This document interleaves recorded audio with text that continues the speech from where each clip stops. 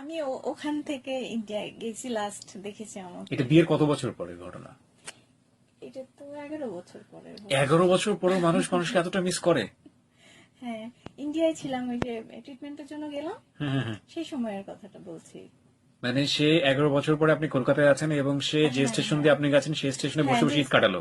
হ্যাঁ হ্যাঁ, সারাটা দিন কাটিয়েছে। আমরা শুরু করি, আপনার নামটা একটু প্রথমে বলেন। জি, ফাহমিদা সুমি। ফাহমিদা সুমি, এটাই আপনার আসল নাম? জি। আর সবাই ডাকে সুমি নামে, সুমি নিকনেম? নামেই ওকে। ডাকে। এই মুহূর্তে বয়স কত আপনার? 35। 35। ওকে। জন্ম হয়েছে কোথায় আপনার? জন্ম জেলা? আমার জন্ম হয়েছে ভারতে। ভারতের কোথায়? ভারতের পশ্চিমবঙ্গের মধ্যে মুর্শিদাবাদ জেলায় আমার জন্ম। মুর্শিদাবাদ জেলাতে? আচ্ছা, ঠিক আছে। আর এখন তো বর্তমানে ঢাকাতে আছেন নাকি? জি, এখন বর্তমান ঢাকাতে আছি, মিরপুরে। সুমি 35 বছর বয়স এবং তার বর্তমান আবাসস্থল হচ্ছে ঢাকার মিরপুর, কিন্তু তার মূলত জন্ম হয়েছে পশ্চিমবঙ্গের কোন একটি জায়গায়। আমরা একটু শুরু করি। হ্যাঁ, আমরা একবারে ছোটবেলা যেখান থেকে আপনার মনে আছে আপনার পুরো জীবনের গল্পটা একটু শুনতে চাই, বলুন। ওখানে আমার ওই যে মুর্শিদাবাদে আমার জন্ম, ইন্ডিয়াতেই বড় হয়েছি। স্কুল লাইফটা তো আমার ওখানেই কেটেছে, ক্লাস ইন্টার পর্যন্ত আমার ওখানেই পড়াশোনা।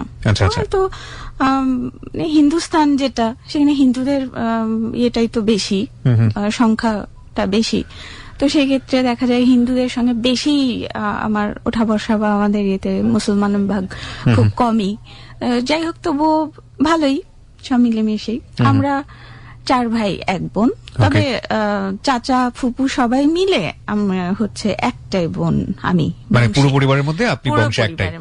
তার মধ্যে হচ্ছে 15 জন ভাইয়ের মধ্যে আমি একটাই। 15 জন ভাইয়ের একটাই বোন। ওকে। তো অনেক আদরের। ভাইরা বড়, আমার ছোট একটাই ভাই আছে, 4 বছরের ছোট। আচ্ছা আচ্ছা। তো ভাইরা তারপরে ছোটবেলায় ওখানটায় তো ভাইদের আদরেই বড় হওয়া। তার ওখানে ইংলিশ মিডিয়ামে ছোটতে ভর্তি। তারপরে গেলাম ক্লাস 5-এ, তখন গার্লস স্কুলে ভর্তি হয়েছিল। ওকে। বাংলা মিডিয়ামেই তখন আবার পড়লাম। আর তারপরে তো ভাইদের সঙ্গেই আমার সবকিছু, বন্ধুত্ব বা যা কিছু হোক সবকিছু আমার ভাইদের সঙ্গে। ভাইরাই একটাই আদরের বোন, তো যার জন্য দেখা যায় তারা সবসময় যে যেখানেই যায় আমাকে সঙ্গে নিয়ে যায়।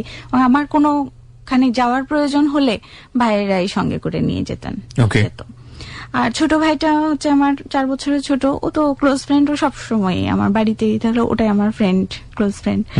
আর যা স্কুলের বান্ধবী আছে এরাই।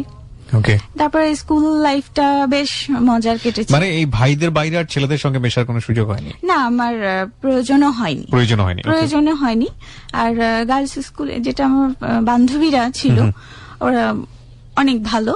তবে ছোটবেলা থেকে আমার একটু টান ছিল যে ছোটদের সঙ্গে। যেমন হচ্ছে যে আমার ক্লাস, যতক্ষণ আমি ক্লাসে থাকি আমার ক্লাসমেটদের সঙ্গে থাকি। তারপরে যখন বাড়ি আসি, রাস্তায় হয়তো একসঙ্গে 4-5 বান্ধবী যারা খুব ক্লোজ, তারা আমরা একসঙ্গে আসি। কিন্তু যখন টিফিন আওয়ার হয় বা কোনো খেলার কোনো অনুষ্ঠানের ব্যাপার হয়, সেই সময় দেখা যায় যে আমি ক্লাস 9-এ পড়ি, অথচ আমি একটা ক্লাস 3-এর একটা মেয়ের সঙ্গে আমার বন্ধুত্ব। এটাই আমি খুব বেশি পছন্দ করি। তারাও, বাচ্চারাও আমাকে অনেক পছন্দ করতো, ছোট দিদি বলতো সবাই। তো তারপরে ম্যাট্রিক পাস করা হলো। ম্যাট্রিক পাশে পরে তো ওই স্কুলটাই শুধু বান্ধবীদের সঙ্গে একা যেতাম। আচ্ছা আচ্ছা। আর আসতাম, ফিরতাম বাড়ি। এছাড়া বাইরে যাওয়া বলতে ভাইদের সঙ্গে। এবং এটা আমার কাছে কোনো ইয়ে ছিল না। বাবা কি করতেন?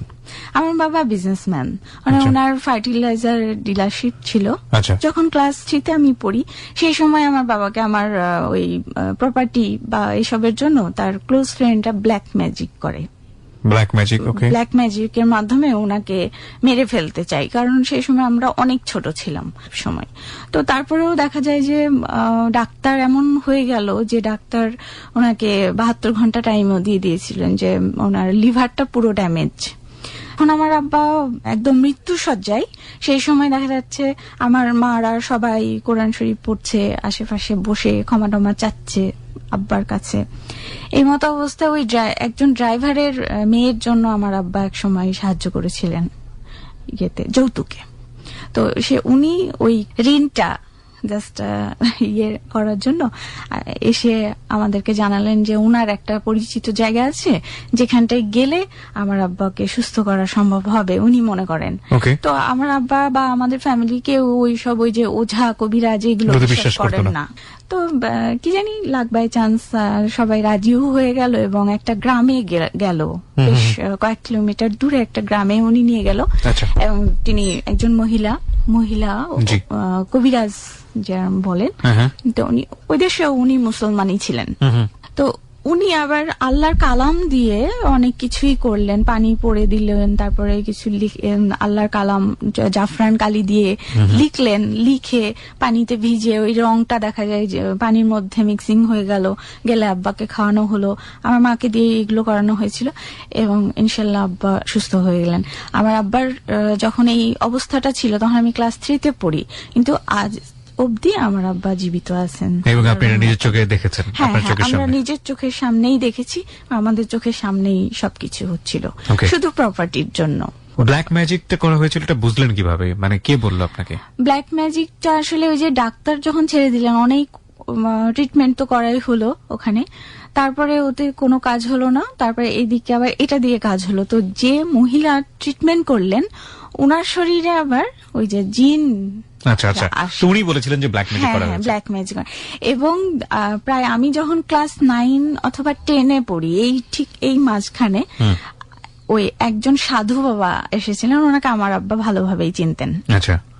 তো উনি আমাদের বাড়িতে আসেন, তো উনি যে সময় আসেন সেই সময় উনার হাত দুটো, যেমন হাতের আঙুলগুলো কেমন যেন একদম মানে কুকড়ে যায়, মানে সোজা করতে পারে না। তো উনি এসে আমার আব্বার কাছে আমার সামনে, তো উনি একজন সাধু ছিলেন, তো উনি আমার আব্বাকে সেই সময় ক্ষমা চাচ্ছিলেন যে উনি সাধনা করে আব্বাকে ব্ল্যাক ম্যাজিক করেছিলেন।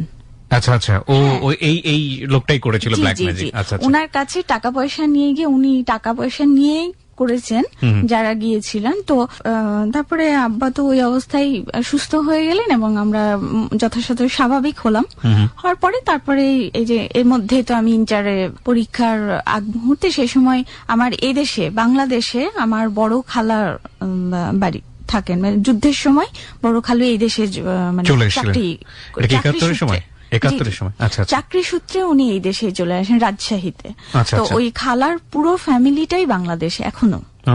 হ্যাঁ, ওনারা তো অনেক বড় বড়। আমার খালার যে বড় মেয়ে উনি আমার মায়ের মানে একদম সমবয়সী। ওনাদের তো যাওয়া আসা আছে ইন্ডিয়াতে। তো আমি আমার জন্য, সবাই তো টুকটাক মেয়ে থাকলে কথা বলে বিয়ের জন্য যে বিয়ে দাও, এখানে দাও, এই ছেলে আছে, এই ছেলে। তো আমার ওই খালাতো বোনরা গিয়ে আমার আব্বা মার সঙ্গে এমনি জাস্ট ফান যে আমরা নিয়ে যাই সুমিকে বাংলাদেশে। হ্যাঁ, বাংলাদেশে নিয়ে যাই, খালু আপনি কি বিয়ে দেবেন কিনা বাংলাদেশে, ওকে আমরা আমাদের ছোট বোনকে নিয়ে যাই।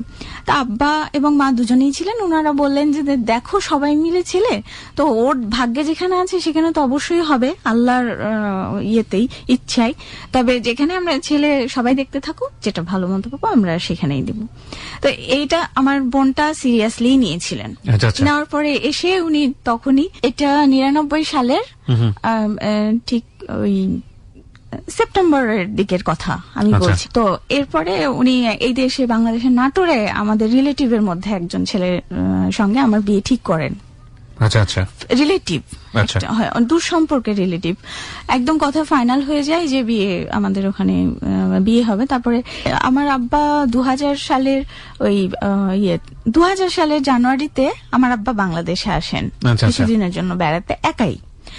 ওই সময় তখন আমার ওই বোনটা, খালাতো বোন বলেন যে সুমির জন্য একটা বিয়ে ঠিক করেছি, তো এই ছেলে। আমার আব্বা বললেন যে ওকে ওখানটায় বিয়ে দেওয়া মানে ওকে হাতে ধরে মেরে ফেলা হবে, কারণ ওইটা একটা গৃহস্থ ফ্যামিলি। আপনার বাবাই কথা বললেন? হ্যাঁ হ্যাঁ, আমার বোনকে যে ওখানে তো দিলে, কারণ ও যে আদরে মানুষ হয়েছে, ও একটু রান্নাও করতে জানে না, মানে এমন যে। তো ওই গৃহস্থ ফ্যামিলির মধ্যে এবং জয়েন্ট, তারা 8-9 জন ভাই বোন, মানে জায়গা থেকে একজন পিতা হিসেবে উনি ভেবেছেন যে আমাকে কষ্ট দেওয়া হবে। উনি বললেন না, এটা হবে না, তুমি অন্য জায়গায় দেখো। তো আমার বোন জিজ্ঞেস করেছিলেন যে তাহলে খালু আপনি সুমির জন্য কোন ধরনের ছেলে মানে পছন্দ করবেন। উনি বললেন যে একজন সিঙ্গেল মানে সিম্পল ফ্যামিলি হবে, একা মানে নিরিবিলি ফ্যামিলি, শাশুড়ি থাকবে, ছোট হয়তো দেবর ননদ একটা থাকলো, বা একটা যার একটা সিম্পল একটা ফ্যামিলির মধ্যে ওর বিয়ে দিলে ভালো হবে। তো তখন প্রস্তাবটা এদিকে গেল। কিসের প্রস্তাব দেয়? আমার সঙ্গে বিয়ের প্রস্তাব দেন। আচ্ছা, এই প্রস্তাবটা কে দিলেন? আমার খালাতো বোন। খালাতো বোন, আচ্ছা, মানে বড় খালার আপনার বাবা যেরকম চাইতো যে ওই ভদ্রলোকটা সেটা ম্যাচ করে। জি জি, ওনার সঙ্গে ম্যাচ করে। কিন্তু আমার বাবা কিন্তু এই ছেলের সম্বন্ধেই বলেননি সরাসরি, একটা ইঞ্জিনিয়ারিং বলেছিল যে হ্যাঁ এরকম একটা এক্সাম্পল দিয়েছিলেন যে এই ধরনের ছেলে আমি সুমির জন্য পছন্দ করব। আমার বোনটা মানে এক্সাইটেড হয়ে সরাসরি মানে এই ছেলের কাছে প্রস্তাব দিয়ে দেয়, ডেকে নিয়ে। তারপরে উনি একটু অবাক হন যে আমাদের বয়সের ডিস্টেন্সটা অনেক বেশি, আমাদের প্রায় 8-9 বছরের ছোট বড়। তো সেই জন্য সেই ক্ষেত্রে ছেলেটা তখন বলল যে মানে জোরপূর্বক বিয়ে দেওয়া হচ্ছে নাকি আসলে এটা কি সত্যি কিনা। তো আমার বোন, এটা কিভাবে সম্ভব, আমার মানে উনি বলেন, ছেলেটা বলেন যে এটা কিভাবে সম্ভব। হ্যাঁ, তো আমার বোন বললেন যে আমরা যদি রাজি থাকি, মেয়ের মা বাবা বা আমরা যদি রাজি থাকি, তাহলে তোমার কি সমস্যা বিয়ে করতে। তবুও উনি রাজি হননি। উনি ছেলেটা রাজি হননি। ছেলেটা কে কে ছিল ফ্যামিলিতে? ছেলেটার হচ্ছে ওরা 7 ভাই বোন। 7 ভাই বোন। বাবা ছিলেন না? না, বাবা অনেক ছোটবেলায় মারা গেছেন, 2-3 বছর যখন তার বয়স ছিল সেই সময় মারা গেছেন। আর ছেলের মা মারা গেছেন 91 সালে। ছেলের মাও নেই, বাবাও নেই, ছেলে একা একাই। কি করেন ছেলে? ছেলে ওই সময় বিজনেস করেন। আচ্ছা, ওকে। ওনার কাপড়ের ব্যবসা ছিল, সে কারণেই উনি আসলে এই বিষয়গুলো উনি নিজে থেকেই জানতে চাইছেন। ওকে। এখন তারপরে উনি বলেন যে না, আমি এইভাবে এখনই ফাইনাল ডিসিশন নেব না, আমি তাহলে আগে মেয়ের সঙ্গে কথা বলতে যাব ইন্ডিয়াতে। আচ্ছা, আমরা তো তখন ইন্ডিয়াতে ছিলাম। তারপরে উনি যান কথা বলার জন্য আমাদের বাড়িতে। কথা বলতে গেলে তখন আমাদের প্রথমেই তো বাবা মায়ের সঙ্গে কথা বলে। ছেলের নাম কি ছিল? ছেলের নাম মোহাম্মদ রবিউল ইসলাম। মোহাম্মদ রবিউল ইসলাম। রবিউল ইসলাম গেল আপনাদের ওখানে কথা বলার জন্য? কথা বলার জন্য গেল, এবং সে আমার খালার ছোট ভাইয়ের ফ্রেন্ড, ক্লোজ ফ্রেন্ড। তো এখন উনি গেল, কিন্তু উনি ছোটবেলায় আমি তাকে চিনতাম, যেহেতু 1-2 বার দেখা হয়েছিল এবং সেটা ভাই হিসেবে দেখা হয়েছিল। আমাদের বয়স অনেক ডিস্টেন্স, কিন্তু কেউ কাউকে ওই রকম সেন্সে আমাদের ইয়ে ছিল না যে মানে লাভ সেন্স না, ভাই বোনের সেন্স। উনি আমাকে আপু বলেই সম্বোধন করেছিল আগে ছোটবেলায়। তারপরে তার দেখা হয়নি, কিন্তু তারপরে এখন উনি যাওয়ার পরে আমার বাবা মায়ের সঙ্গে কথা বলে, কথা বলার পরে আমার বাবা মায়ের সঙ্গে পারমিশন নিয়ে আমার সঙ্গে কথা বলে একা। আমাকে বললেন যে আমি মানে এসেছি এর জন্য যে আমার কাছে বিয়ের প্রস্তাব গেছে, তা আমি এই জন্য আমি এসেছি কথা বলার জন্য। এখন তুমি কি রাজি আছো কিনা বিয়ের জন্য, হ্যাঁ, বা তোমার সম্মতিতেই কি এই প্রস্তাবটা গেল কিনা, কারণ আমি তো কখনোই ওই দৃষ্টিতে তোমাকে দেখিনি। হ্যাঁ, আর আমার মধ্যেও ছিল না। এবং তারপরে এটা বললেন যে আমার কি কোনো ওই দেশে কোনো অ্যাফেয়ার আছে কিনা, যদি কোনো বয়ফ্রেন্ড বা কোনো রিলেশন থাকে, বা সেই ক্ষেত্রে হয়তো বাবা মা জোর করে বিয়ে দেওয়ার চেষ্টা করছেন, সেক্ষেত্রে উনি উনার তরফ থেকে বিয়েতে না করে দিয়ে উনি চলে আসবেন। তো সেটাতেও আমার কোনো ইয়ে ছিল না। আমি তখন বললাম যে না, আমার কোনো অ্যাফেয়ার নেই, এবং আমার বাবা মা যেখানটায় আমার বিয়ে দেবেন আমার সেখানটায় আমি রাজি আছি, আমার কোনো আপত্তি নেই। উনি সেখানটায় আমাকে 2টো কথা বলেছিলেন, যেটা আমার খুব ভালো লেগেছিল, যে উনি আমাকে অনেক বেশি যে কোটিপতি বা অনেক বেশি টাকা পয়সা দিয়ে সুখে রাখবেন, এটা উনি করবেন না। উনি জাস্ট একটা মিডল ক্লাস ফ্যামিলির ছেলে, এবং উনি জাস্ট ডাল ভাত খাইয়ে আমাকে সুখে রাখতে পারবেন ইনশাল্লাহ, এটুকু কথা দিয়েছিলেন। আচ্ছা আচ্ছা। এই কথাটা আমার অনেক ভালো লেগেছিল। আমার সঙ্গে কথা বলে আসার পরে উনি ফিরে আসলো। তারপর আমি ওইদিকে পরীক্ষা টরীক্ষা দিলাম। দেওয়ার পরে এর মধ্যেই আমার এই দেশে যে বড় খালার বড় মেয়ে, উনি আমার বড় বোন, খালাতো বড় বোন, উনি আমার গার্জেন হিসেবে মানে ছেলের বড় বোনের সঙ্গে কথা বলছিল বিয়ের ব্যাপারে, সমস্ত ব্যাপারে ওনারা কথাবার্তা বলছিল। আর সেই সময় আমাদের সঙ্গে ওইখানে সরাসরি ইন্ডিয়া আর বাংলাদেশের যোগাযোগটা খুব দুর্বল ছিল। তো আমরা সেই ক্ষেত্রে আব্বা মার সঙ্গে সব কথা হতো না, কম কম হতো। কোনো মেসেজ গেল এখান থেকে টেলিফোনে যোগাযোগ করতো অনেকদিন, 2 দিন 3 দিন পরে আমরা জানতে পারলাম মেসেজ বা কোনো লেটার পাঠানো হলো, তখন আমরা জানতে পারলাম যে মা বাবা জানতে পারলো যে এদেশে কি হচ্ছে আমার বিয়ের ব্যাপারে। তো তারপরে আমার আব্বা মায়ের ছেলে পছন্দ হয়েছিল, তো সেই ক্ষেত্রে আর অতটা আপত্তি ছিল না যে একটাই মেয়ে তারপরেও বাংলাদেশে দিয়ে দেব, হ্যাঁ এত দূরে, এই ইয়েটা তাদের পরে ছেলের বোন আর আমার বোন, আমার খালাতো বোন, ওনারা আমাদের ঘটক হিসেবে কথাবার্তা বললেন, এবং ডেট ফিক্সড করলেন। আমাদের মে মাসে 26 তারিখ ডেট হলো বিয়ের, 2000 সালের।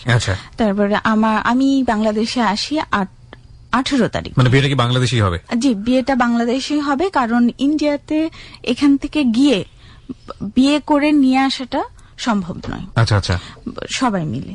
আর তো এই কারণে আমাকেই আগে নিয়ে আসা হলো, আর আমার বাবা মা ভাই সবাই এলেন। আসার পরে এই দেশে আমার বড় খালার বড় মেয়ের বাড়ির থেকে আমার বিয়ে হলো। বড় খালার বাড়ি রাজশাহীতে, এবং আমার যে মানে হবু বর উনিও রাজশাহীর কাছাকাছি। তো ছেলে পক্ষের ইচ্ছা ছিল যে একটু দূরে যাতে বর সেজে যেতে পারে, একদম এই বাড়ি ওই বাড়ি। এই জন্য আমার খালাতো বড় বোনের বাড়ি পুঠিয়া, ওখান থেকে আমাদের বিয়ে হবে, এটা ঠিক করা হলো, ডিসিশনটা হলো। তারপরে তো ওই 26 মানে গায়ে হলুদ, আগের দিন গায়ে হলুদ হলো। আর এই জিনিসটা আমাদের আবার খুব সিম্পল হয়েছিল।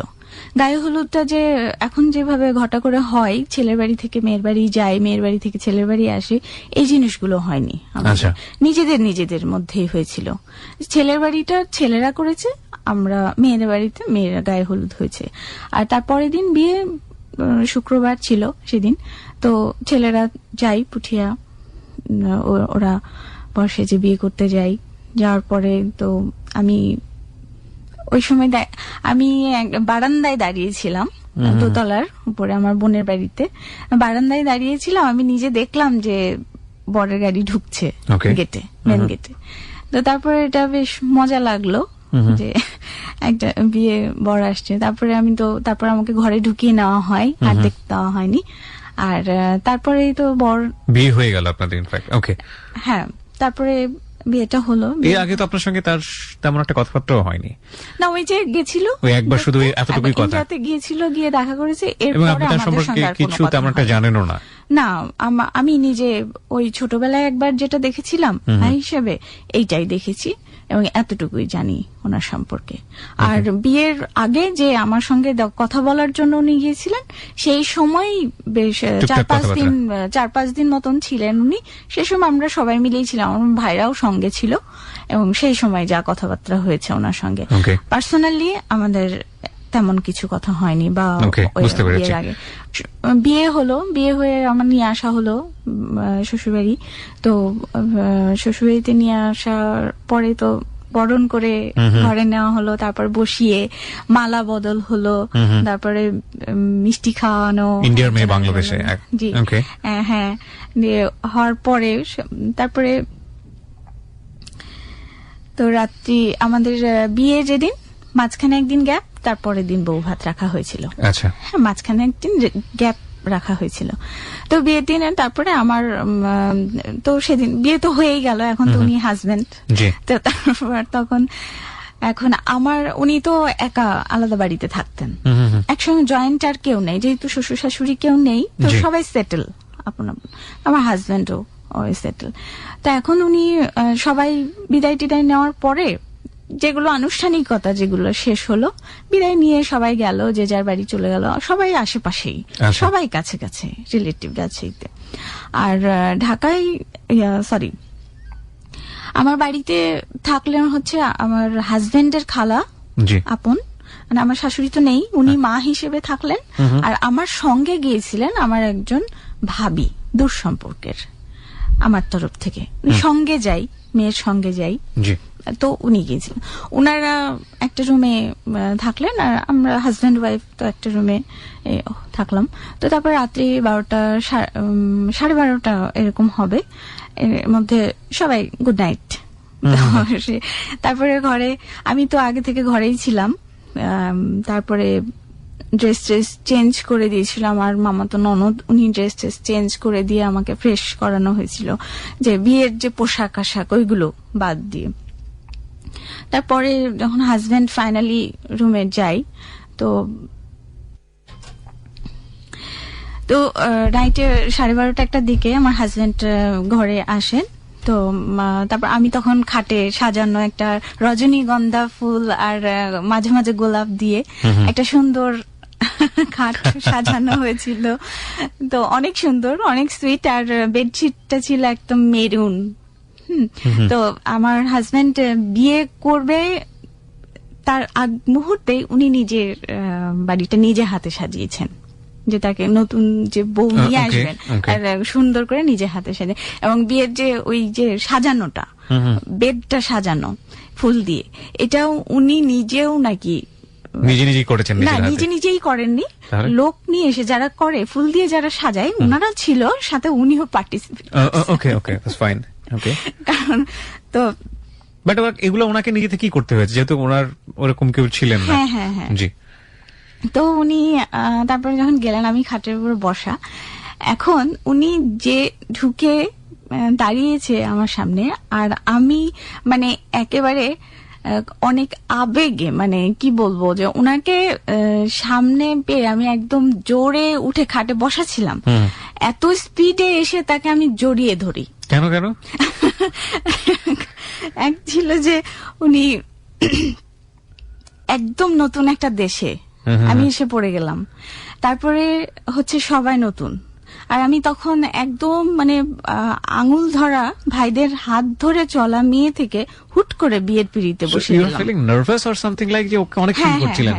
এটা জাস্ট আমার সেই মানে আমি স্বস্তি পাচ্ছিলাম। আমি যতটুকু বুঝতে পারছিলাম যে ব্যাপারটা এরকম হয় না যে অনেক সময় পাশাপাশি দুজন হাঁটছে, হঠাৎ করে একটা বজ্রপাত হলো, দাম করে মেয়েটা ছেলেটাকে জড়িয়ে ধরলো, মানে লাইক আপনার এনভায়রনমেন্টে এরকম ছিল যে হঠাৎ করে সবকিছু হয়ে যাচ্ছে, কিছু বুঝতে পারছেন না, এবং ভিতরে ভিতরে একটু ইনসিকিউর ফিল করা, একটু নার্ভাস থাকা, এবং সামহাউ কেউ একজন থাকলে তাকে তার হাতটা ধরা আর কি। আর এই যে শ্বশুরবাড়ির দিকে আমার মানে বাংলাদেশে উনি একমাত্র আমার পরিচিত ছিল, এবং উনি আমি কমফোর্টেবল ওনার কাছে। ওকে ওকে। কারণ এই যে বলেছিলাম, আগেই বলেছিলাম যে ছোটতে একবার একটু দেখা হয়েছিল। না, একবার না, ছোটতে, আচ্ছা, অনেক ছোটতে, তখন আমি ক্লাস 5-এ পড়ি, এই সময় উনার সঙ্গে দেখা হয়েছে, কিন্তু উনি আমাকে বোন হিসেবে কিন্তু ট্রিট করেছেন। ভদ্রলোকের নামটা কি? রবি। ওকে। ইভেন উনি আমাকে উনার যে পায়ের উপরে, এক পায়ের উপরে দেখা যাচ্ছে বসিয়ে আদর করেছে মুখে, আপু সম্বোধন করে। হ্যাঁ, আপু কেমন আছো, আপু এসো, এটাই। হ্যাঁ, তো সেই যে একটা বড় ভাই, আর আমাদের তো বয়সের বেশ একটা গ্যাপ আছে, 8-10 বছরের, সেক্ষেত্রে একটা ইয়ে। তো ওই একবার দেখেছিলাম, পরে আবার বিয়ের সময়, মানে বিয়ের কথা বলার সময় যখন উনি গেল ইন্ডিয়াতে, সেই সময় তো আরেকটু আবারও আর অনেক বেশি ইয়ে হয়ে গেলাম, যখন আমরা জেনে নিশ্চিত হয়ে গেলাম যে না, আমাদের বিয়ে হচ্ছে, তখন তো তার সঙ্গে আপনি কি একবারে মানে জড়িয়ে ধরলেন? হ্যাঁ, একেবারে মানে একদম জড়িয়ে। উনি মানে অবাক হয়ে গেছে, মানে অবাক হয়েছেন বলতে কি, যে কি হচ্ছে ঠিক বুঝতে পারছেন না, বাসর রাত, হ্যাঁ, যে হাজবেন্ড ওয়াইফ হলাম, অথচ আমি জড়িয়ে ধরলাম, উনি বুঝে উঠতে পারছিল না যে আমি কি ভয় পাচ্ছি, মানে কান্না করবো নাকি অনেক বেশি হ্যাপি। হ্যাঁ, অনেক বেশি হ্যাপি, উনি সেটা বুঝে উঠছে। এখন আমি আমার মন থেকে, মানে বাংলাদেশে তো একটা এত দূরে আমি চলে এলাম সবকে ছেড়ে, আমার মা বাবা ভাই সবাই চলে যাবে 7 দিন পরে, আবার ব্যাক করবে ইন্ডিয়াতে, বাংলাদেশে। তারপরে জড়িয়ে ধরলাম সামনে থেকেই, একদম সামনে থেকে ওনাকে জড়িয়ে ধরলাম। উনিও দেখলাম যে না, আমাকে উনি বেশ সাপোর্ট করলো, প্লাস মাথায় হাত বোলাচ্ছিল। Very sweet move. হ্যাঁ, এবং এখানে যাওয়ার পরে প্লিজ লাইক দিতে ভুল করবেন না, লাইক দেওয়ার সঙ্গে সঙ্গে আপনি আমার পেজের মেম্বার হয়ে যাবেন। সুমি, আমরা যেখানটায় ছিলাম, যে সাধারণত এটা হয় না বাসর ঘরে, আমরা জানি যে ওয়াইফ খুব একটু কনজারভেটিভ থাকে এবং হাজবেন্ড এই ব্যাপারগুলো একটু অন্যরকম থাকে। হ্যাঁ, তো বলুন তারপর কি হলো? তারপরে তো আমার হাজবেন্ড রবি, ও আমাকে দেখলাম যে বেশ সাপোর্ট করলো, সে হয়তো বা বুঝতে পারলো যে না আমি নার্ভাস। আচ্ছা আচ্ছা। হ্যাঁ, আর সে আমার শ্বশুরবাড়ির দিকের আত্মীয় স্বজন এবং বাংলাদেশেরও ম্যাক্সিমাম আত্মীয় স্বজনের চাইতে উনি আমার সবচেয়ে কাছের ছিল সেই সময়, পরিচিত। আচ্ছা।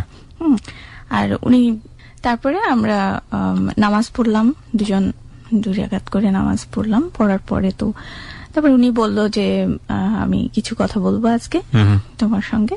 উনি আমার সঙ্গে কিছু কথা শেয়ার করলেন, যেমন আমার ননদ যিনি, উনি বড় মায়ের মতো। হ্যাঁ, তো আমার হাজবেন্ডকে উনি মানুষ করেছে।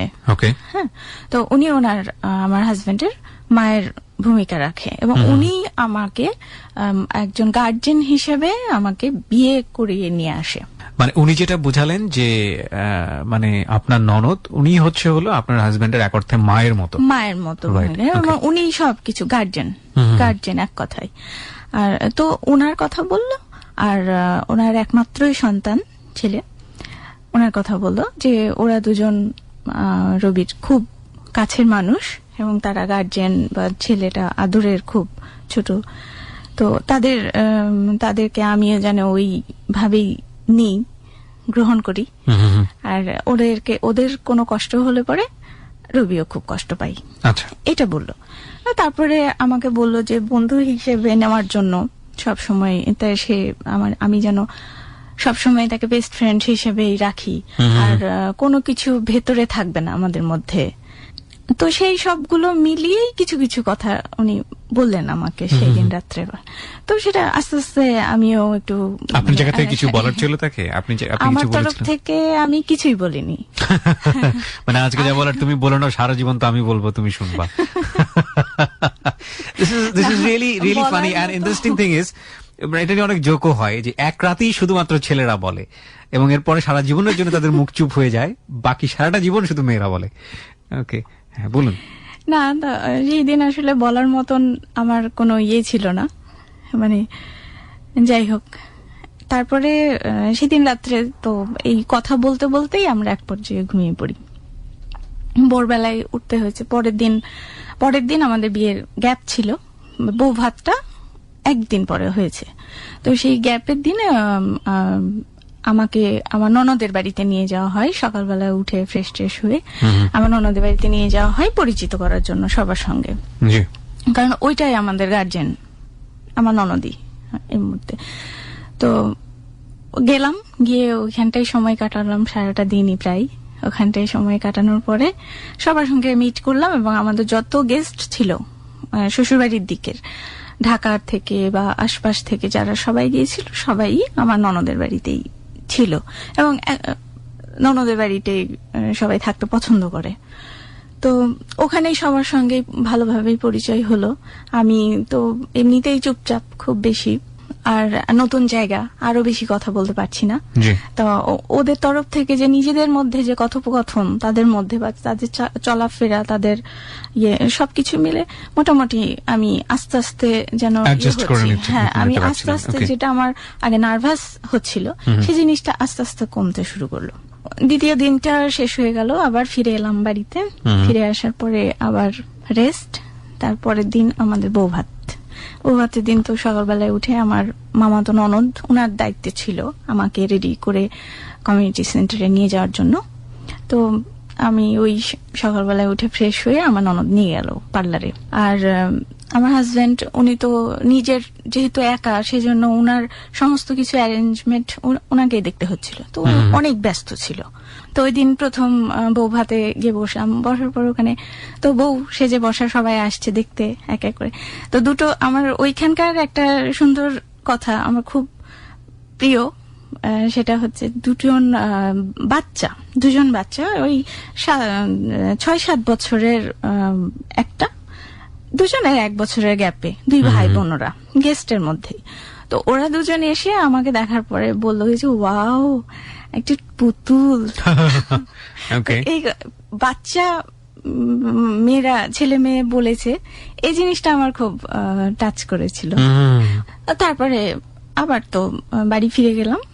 সংসার জীবনটা শুরু হলো। সংসার জীবনে এবার সেই দিন রাত্রেবেলা আমরা গেলাম ননদের বাড়িতে, ননদের বাড়ি থেকে ফিরে রাত্রে বাড়ি, তার পরের দিন থেকে আমাদের প্রথম স্টার্ট হলো সংসার জীবন। ওকে, একই বাড়িতে শুধুমাত্র আপনি এবং আপনার হাজবেন্ড? আমি আমার হাজবেন্ড, আর সেই দিন আর কেউ নেই আমাদের বাড়িতে। মানে এটাই রিয়েল লাইফ ইনফ্যাক্ট। ওকে, সকালবেলা পরদিন সকালবেলা ও একটু বেরোতে হবে তাকে, তো সেখানে নাস্তা টাস্তা বানিয়ে আমি রেডি করে দিই।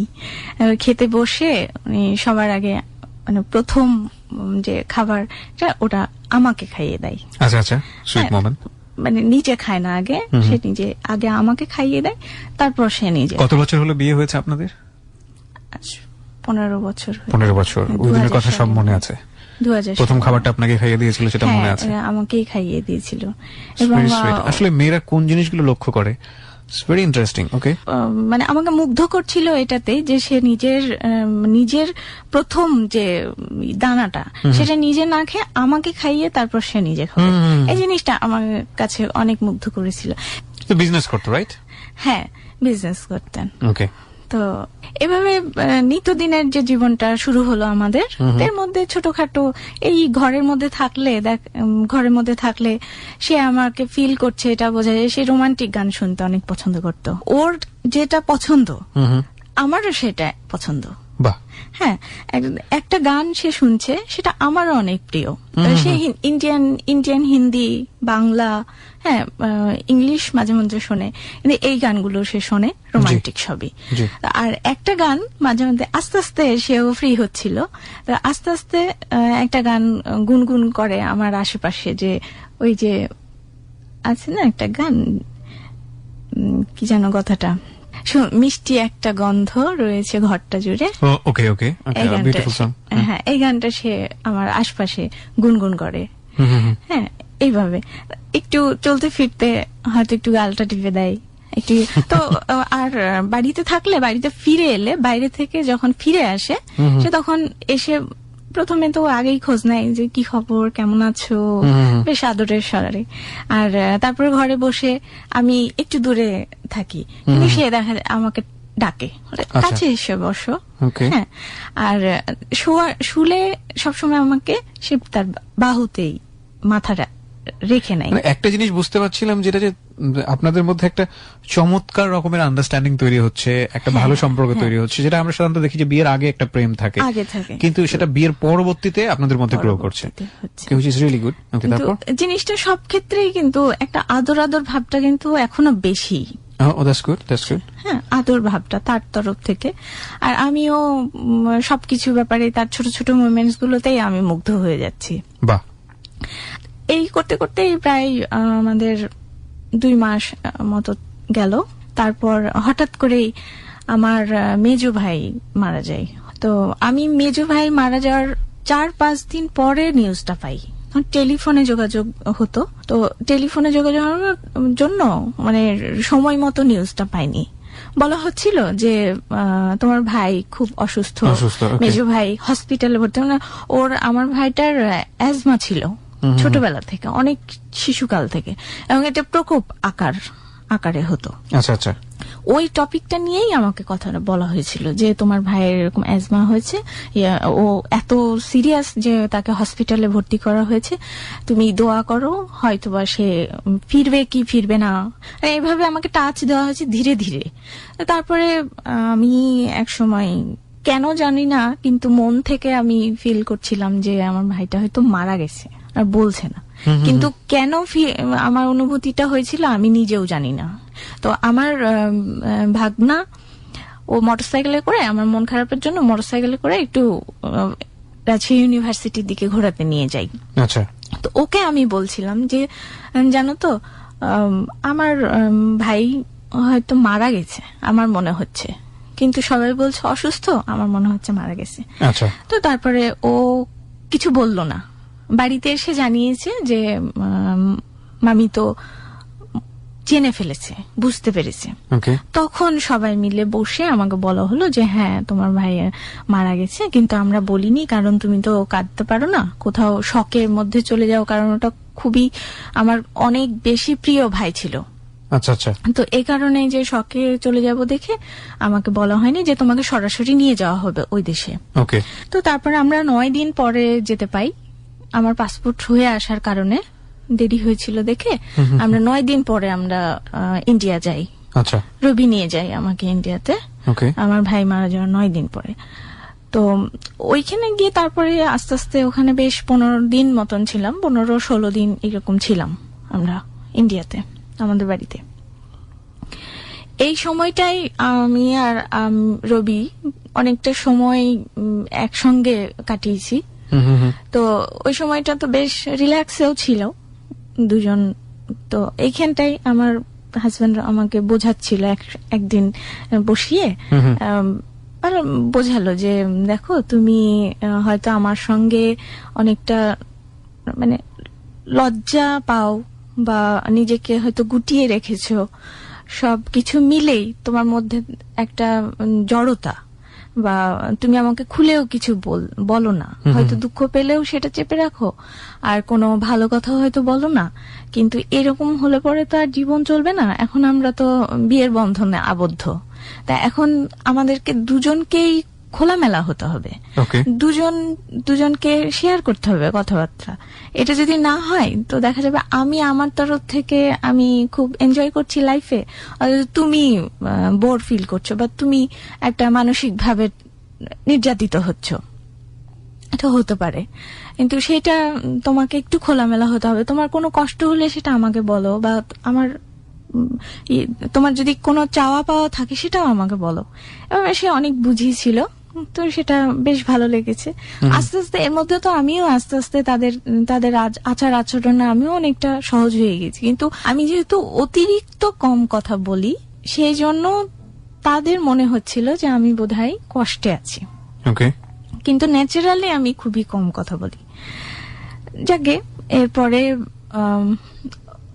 আমার যখন বিয়ের কথাবার্তা হয় সেই সময় আমার হাজবেন্ড আমাকে কথা দিয়েছিল যে সে আমাকে বিয়ে অনার্স করাবে। আমি চেয়েছিলাম যে অনার্স পাশ করে বিয়ে করব, বিয়েতে রাজি, তো অনার্স করার পরে কমপ্লিট করার পরে। কিন্তু উনি বলেছিল যে না, যদি রাজি থাকো তাহলে এখনই আমি পড়াবো, তোমাকে পড়তে চাও এটা কোনো ব্যাপার না, এটা আমিও পছন্দ করি, তো এটা আমি নিয়ে গিয়ে আমার কাছে রেখে পড়াতে চাই। আচ্ছা, তো যদি তুমি রাজি থাকো তাহলে বিয়ে এখনই হবে। ওই জিনিসটা কিন্তু উনার মাথায় ছিল। আর তো এর মধ্যে আমি যখন যাই 2 মাস পর, তখন ওই দেশে আমাদের আবার ওই ইন্টারের রেজাল্ট বের হয় ঠিক ওই সময়টাই। তো এই সময় তখন ওই রেজাল্টটা সার্টিফিকেটও হাতে পেয়ে গেলাম, বেশ একটা সুযোগ পেয়ে গেলাম। তো সার্টিফিকেট তুলে নিয়ে আমরা আবার ফিরে আসি দেশে। দেশে ফিরে আসার পরে উনি আমার হাজবেন্ড নিজের চেষ্টায় রাজশাহী মহিলা কলেজে আমাকে ভর্তি করলো পড়াশোনার জন্য।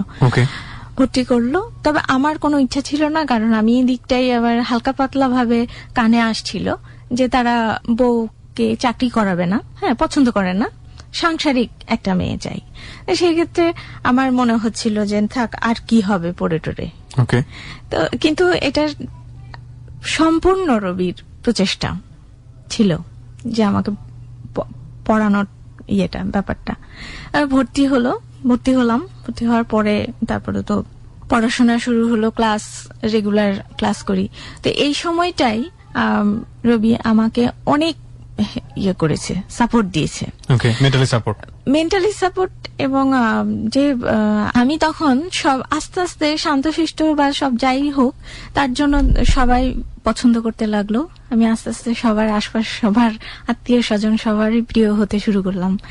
এর জন্য ম্যাক্সিমাম দিনেই আমার বাড়িতে সন্ধ্যাবেলায় গেস্ট থাকতো। তো আমরা হাজব্যান্ড ওয়াইফ যে একা, আমরা সময় পেতাম একদম রাত্রি 12টার পরে, যে নিজেদের গল্প, নিজেদের যে দুষ্টুমি যাই হোক সবকিছু রাত্রি 12টার পরেই সময় পেতাম আমরা। এখন ওনার সমস্ত কিছু ব্যাপারই আমাকে আস্তে আস্তে মুগ্ধ করতে শুরু করলো। হ্যাঁ, তো এখন আচ্ছা, আমার ক্লাস শুরু হলো, তখন পড়াশোনা, পরীক্ষা, এগুলো এর মধ্যে সবকিছু তো ওই পড়াশোনার সময় সে আমাকে অনেক সাপোর্ট করেছে এবং হেল্প করেছে। যেমন ওই সন্ধ্যা টন্ধ্যার ব্যাপারে সবসময় দেখা যায় বাসায় কেউ না কেউ গেস্ট থাকেই, পড়াশোনায় ব্যাঘাত ঘটতো হয়তো, কিন্তু রাত জেগে পড়ার জন্য সে অনেক আমাকে হেল্প করতো।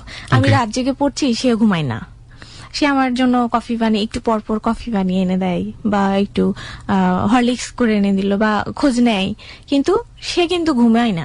আমাকে পড়তে দিয়ে সে পাশের রুমে টিভি দেখে, কিন্তু তবুও জেগে থাকবে আমি যতক্ষণ পড়ছি, তুমি পড়ো আরো পড়ো যদি আমি পড়তে চাই।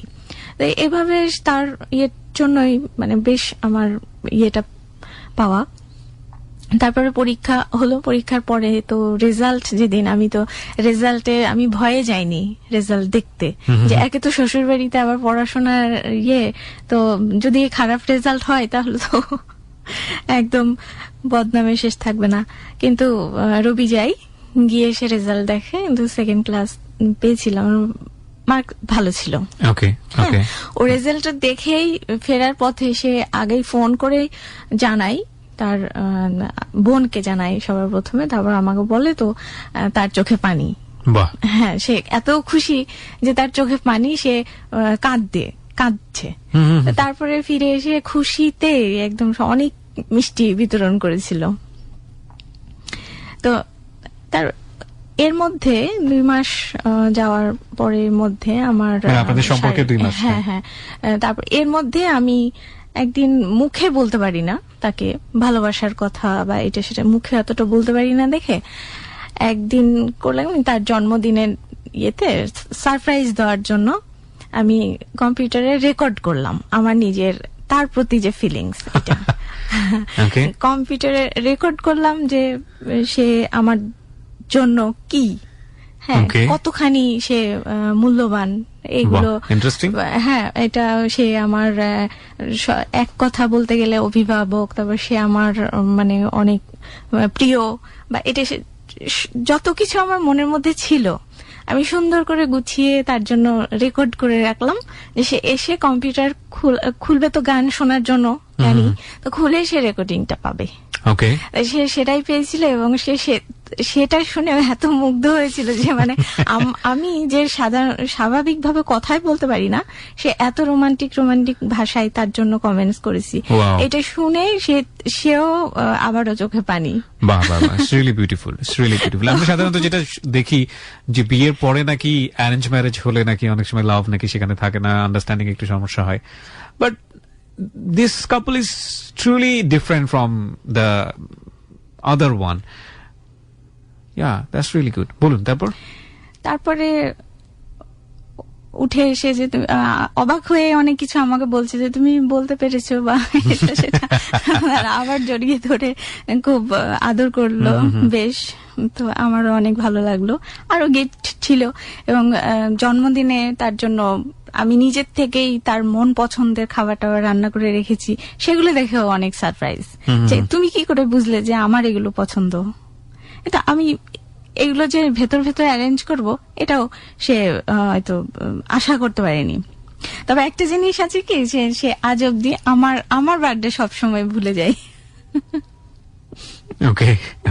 কিন্তু পরবর্তীতে খুব সরি বলে এবং পরবর্তীতে সে আমাকে যেটা তার গিফট দেওয়ার কিছু সেগুলো সে নেয়, এইটাই। তো এর মধ্যে আমার বিয়ের 2 মাস কি 2.5 মাসের মাথায় আমার একটা শারীরিক সমস্যা হয় হঠাৎ করে হয়। আমি ভালোই ছিলাম 2-2.5 মাস পর্যন্ত, বেশ ভালোই জীবনযাপন চলছিল, আমরা দুজন খুব সুখী, দুজনকে নিয়ে অনেক সন্তুষ্ট, অনেক সুখী। তো এর মধ্যেই আমার শারীরিক একটা সমস্যা হয়, তো সেটা হচ্ছে ব্লিডিং হতে লাগলো। পিরিয়ড যেভাবে হয়, পিরিয়ড হলো কিন্তু ওইটা আর বন্ধ হচ্ছিল না, কন্টিনিউ হলো প্রায় বিয়ের 2 থেকে 2.5 মাস পরে হঠাৎ করে এরকম হয়েছে। তো পিরিয়ড শুরু হওয়ার পরে এটা আর বন্ধ হচ্ছিল না, কন্টিনিউ হচ্ছিল প্রায় 25 থেকে 30 দিন মতন হয়ে গেল। তো এটা আমি আবার আমার যেটা জানাতে হবে এই জিনিসটাও আমি বুঝে উঠতে পারছিলাম না, হচ্ছে কেন নিজের মনে মনে ইয়ে করছি, কিন্তু রবিও ভাবছে যে এটা বোধহয় হয়, বিয়ের পর হয়তো বা কোনো হরমোন চেঞ্জের জন্য হতেও পারে এইরকম। তারপরে এক সময় আমার ননদ আসে আমাদের বাড়িতে, তো ননদ এসে তখন দেখে মুখ চোখ একটা শুকনো ভাব বা এটা সেটা, তো উনি কোনোভাবে ফিল করতে পারে। ওকে। তারপর উনি সমস্যা জিজ্ঞেস করলে আমি বললাম যে এরকম প্রায় 1 মাস যাবত এরকম হচ্ছে ব্লিডিং, তো এটা উনি বলল যে না, এটা কোনো সমস্যা নেই, তুমি এটা নিয়ে চিন্তা করো না, আমি রবিকে বলে দেবো, ও ডাক্তারের কাছে নিয়ে যাবে, তুমি বলতে যদি না পারো। উনি যখন আমাদের বাড়ি থেকে বিদায় নেওয়ার সময় আমার সামনে না, উনি রাস্তায় গিয়ে বলেছে যে সুমি একটু সমস্যার মধ্যে আছে, ওর একটু প্রবলেম হয়েছে, তো তুই একটু ডাক্তারের কাছে নিয়ে যাস। উনি এটা টাচ দিয়ে গেল। তখন রবি এসে বললো যে এটা সমস্যা হয়েছে, তুমি আমাকে বলনি, তুমি কি বুঝতে পারছিলে যে তোমার এটা সমস্যা হচ্ছে? তা আমি বললাম যে না, আমিও ঠিক বুঝতে পারছিলাম না, কিন্তু সন্দেহ হচ্ছিল যে কেন হচ্ছে এতদিন যাবত।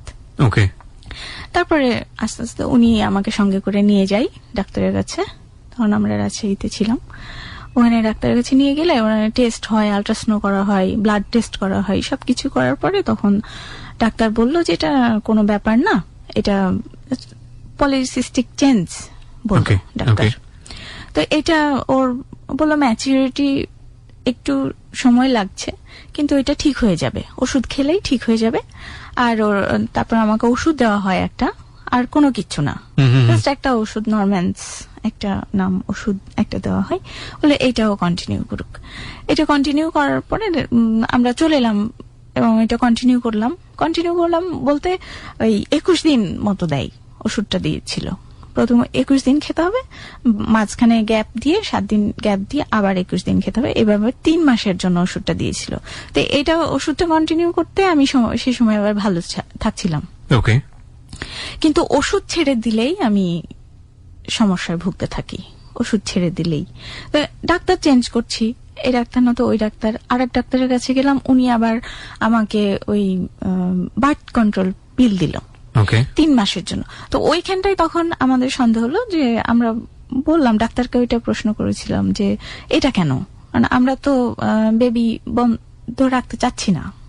হ্যাঁ, তো ডাক্তার বলল যে আসলে এটাও একটা হরমোনের কাজ করে, এই 3 মাসের যদি কোর্সটা করে ও, তাহলে মানে পিরিয়ডটা মানে রেগুলার হয়ে আসবে। আচ্ছা, তো এটা করুক, এটা ভয়ের কিছু নেই বা কোনো সমস্যা হবে না এটাতে। ওইটা আবার করলাম। এটার পরেও আবার ওষুধ ছেড়ে দিলেই আমার সমস্যাটা শুরু হয়ে যায়, ভালো থাকি না। আর তারপর এরপরে এই করতে করতে আস্তে আস্তে আবার ঢাকায় এলাম, ঢাকার দিকে দেখানোর জন্য, ট্রিটমেন্টের উদ্দেশ্যে শুধু ঢাকায় আসি। ঢাকায় এসে ডাক্তার দেখায় একজনকে, ওই একই ওষুধ, কমন ওষুধ দেয়, ডাক্তার চেঞ্জ করার পরেও একই ওষুধই আমাকে দেওয়া হয়, এর উপরে কখনো দেওয়া হয়নি ইনজেকশন বা আর কিছু, বা অন্য কোনো অ্যাডভাইসও ডাক্তার করেনি। ওকে, প্রিয় শ্রোতা, আমরা জায়গাটা ছোট্ট একটা বিরতি শোনা আমার চালু ছিল, আর ফ্যামিলিগতভাবে তেমন বাইরের কাউকে জানানো হচ্ছিল না যে আমার অসুখ। বাইরের লোকজন জিজ্ঞেস করলে, মানুষজন তো বিয়ের পরেই একটা ইয়ে থাকে যে কবে বেবি হবে, এটা একটা। আর যেহেতু আমরা একদম একা দুজন, আর তো এজন্য আমার হাজবেন্ড সবসময় আমাকে বললো যে না, এটা বলার এখনই দরকার নেই, বললো যে না, আমরা কয়েক বছর পরে বেবি নেব, এটা বলো। আর মানুষের প্রশ্নের সম্মুখীন হতে পারে, নানান ধরনের কথা আসতে পারে, তো ও বলল যে না, এটা বলা দরকার নেই। তো আমরা এটাই বলে কাটাতাম যে না, আমরা পড়াশোনাও করছিলাম পাশাপাশি, তো এটা মানুষজন বিশ্বাস করতো যে আচ্ছা ঠিক আছে, এখন পড়াশোনা করছে, তো হয়তো কয়েক বছর পরে নেবে বেবি। ওকে। তো আমার সমস্যাটা সম্পূর্ণ আমাদের ভেতরেই ছিল, আমার ননদ আর আমার হাজবেন্ড, আমরা জানতাম শুধু। এর মধ্যে আমার হাজবেন্ড আমার দিকটাই খুব খুব মানে ধৈর্যশীল এবং সহনশীল আমার প্রতি। তার মধ্যে কোন রকম এত যে আমার সমস্যা, শারীরিকভাবে আমি সবসময় অসুস্থ থাকছি বা কিছু, কিন্তু তার মধ্যে কখনোই দেখি না যে সে বিরক্ত, বা তার মধ্যে উফ পর্যন্ত একটা শব্দ শুনি না। বরঞ্চ আমি কোনো সময় দুঃখ করলে, আমি যদি কোনো সময় বলি যে আমার এরকম সমস্যা হচ্ছে বা এই সেই, মন খারাপ করলে সে সব সময় এই কথাটা বলে, এটা তো আমারও হতে পারতো, তাহলে কি তুমি আমাকে দেখতে না? তো এই যে সাপোর্টটা মানসিক ভাবে, এটা আমি অনেক অনেক পেতাম। এইরকম আমার ননদও সেই সময় বলতো যে না, এটা কোনো ব্যাপার না, অনেকের দেরিতে ইয়ে হয়। আর এমনিতেই যে ডাক্তার যেটা বলতো যে ওর কনসিভ করলেই ব্লিডিংটা বন্ধ হয়ে যাবে, ডাক্তার এটা বলতো? হ্যাঁ, সব সময় যে ডাক্তারের কাছে যাই, ডাক্তার একই ট্রিটমেন্ট দিত এবং ডাক্তার এটাই বলতো, কারণ আমার টেস্টে কিছুই ধরা পড়ছিল না। তো এভাবেই চলছিল, ডাক্তারের ওষুধপত্র খেয়ে, আর এদিকটাই তো পারিবারিক জীবনটা তো চলছে মানে, এর মধ্যে যে সবকিছু স্বাভাবিকই আছে, কিন্তু আমার হাজবেন্ডের দিক থেকে কোনো নেগেটিভ আমি কিছু দেখতাম না কখনোই। সে ওই অবস্থাতেই আমাকে, আমার অসুস্থ থাকলে সে বাড়ির কাজে অনেক সময় হেল্প করেছে আমাকে। তো এভাবে চলতে চলতে এক সময় আমার হাজবেন্ড বিজনেসে অনেক বড় লস খাই। তো এটা হয়েছে যে তার যারা সেলসম্যান ছিল বা যারা ওই যে থাকে না, কি বলবো, যাই হোক, খুব পরিচিত কাছের লোকজন, এরাই ভেতর ভেতর থেকে আমার হাজবেন্ডকে একদম ইয়ে করে ফেলেছে, লসে ফেলেছে। তো এই জিনিসটা যেহেতু খুবই কাছের লোকজন ছিল, আমার হাজবেন্ড খুব বেশি বিশ্বাস করত তাদেরকে, তখন উনি সিদ্ধান্ত নেয় যে না, সে বিজনেস ক্লোজ করে দিবে। তো বিজনেস ক্লোজ করে দেয়। আমার তো এদিকটাই পড়াশোনা চলছিল, আমি বিএ অনার্স পাশ করে ওদিকে রাজশাহী কলেজে মাস্টার্স ফার্স্ট ইয়ারে ভর্তি হয়েছিলাম। রাষ্ট্রবিজ্ঞান। তো সেই সময় আমাদের হাতে আর কোনো অপশন ছিল না, আমি চলে আসি সরাসরি ঢাকাতে। ঢাকায় এসে আমার মামা আছে ঢাকায়, তো আমার মায়ের খালাতো ভাই, উনার কাছে আসে, উনি গার্মেন্টস এর ইডি, উনি আমাকে একটা বাইং হাউসে রেফার করেন। আমার ইন্টারভিউ হয়, ইন্টারভিউ হয়ে প্রথম জব আমি পাই। তো তখন উনি আগে তো ওনার কোনো এক্সপিরিয়েন্স ছিল না, জব এক্সপিরিয়েন্স ছিল না। তো ওনার সেই সময় তো আর নতুন ভাবে যে একটা নতুন ছোট্ট পোস্টে ঢুকে এক্সপিরিয়েন্স নেবে, এরকমও কোনো ইয়ে পাওয়া যাচ্ছিল না, রাস্তা পাওয়া যাচ্ছিল না। তো আমি একাই আমার ইয়েটাকে চালিয়েছি, সাপোর্ট দিলাম। আমার হাজবেন্ড সেই সময়, আমার হাজবেন্ড আর আমার পাশে, তখন আর আমরা কাউকে গার্জিয়ান হিসেবে খুঁজে পাই না সেই সময়টা, তা আমরা দুজনের জন্য সেই সময়। তো এই সময়টাই আমাদের খারাপ সময় গেলেও আমরা দুজনকে অনেক কাছে থেকে চিনেছি। আমাদের আর্থিক সমস্যা হয়েছে, কিন্তু আমরা মানসিক ভাবে আবার আরো বেশি মজবুত হয়েছি দুজনের প্রতি। আমার হাজবেন্ড তো খুব মানসিক ভাবে ভেঙে পড়েছিল, কিন্তু আমি জব করে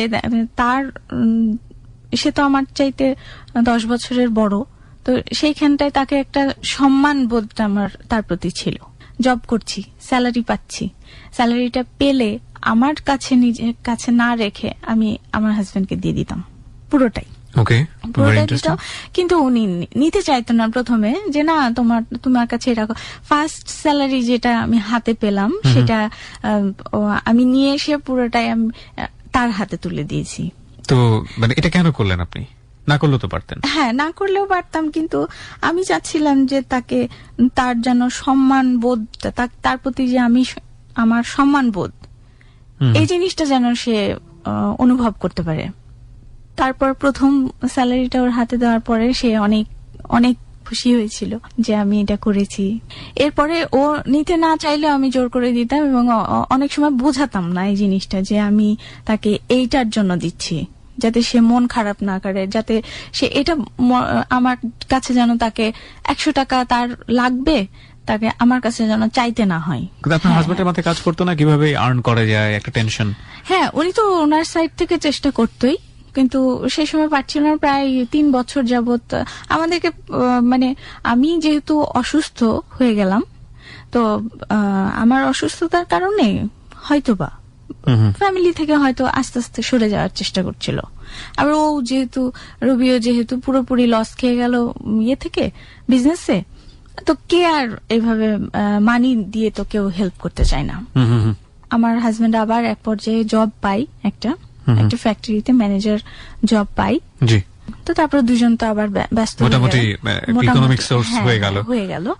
আর এই সময় দুজন ব্যস্ত ছিলাম, কিন্তু তারপরেও দেখা যায় দুজন দুজনকে অনেক হেল্প করি। আমার হাজবেন্ড ওই দিক থেকে আমাকে অনেক হেল্প করে, যে বাসায় এসে সে আমাকে রান্না বান্নায় হেল্প করেছে, এতটাই হেল্প করে। কিন্তু আমার শারীরিক প্রবলেমটাও কিন্তু ওই দিক থেকে আবার বাড়ছে। আচ্ছা আচ্ছা। হ্যাঁ, তো এখন ওই সময়টাই ডাক্তার অ্যাডভাইস করলো যে টেস্ট টিউব বেবির দিকে যাওয়ার জন্য। কিন্তু এমন একটা সময়ে ডাক্তার অ্যাডভাইস করলো, এই সময় আমাদের আবার মানে মানি প্রবলেমটা এসে গেল। কারণ টেস্ট টিউব বেবি ট্রিটমেন্ট করতে তো অনেক টাকা খরচ, সেটা তো আমাদের পক্ষে সম্ভব নাই।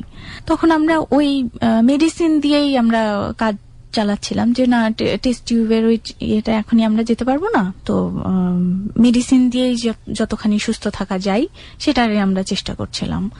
তো এর মধ্যে একবার হঠাৎ করে আমার একটু ওই অফিসের মধ্যে এসি আর বাইরে একটা ওয়েদার, দুটো মিলে একবার হঠাৎ করে টাইফয়েড হয়ে গেল আমার। তো টাইফয়েড হওয়ার পরে ডাক্তার বলল যে তোমার কি অ্যাজমা আছে কিনা। তো আমি বললাম যে না, নেই।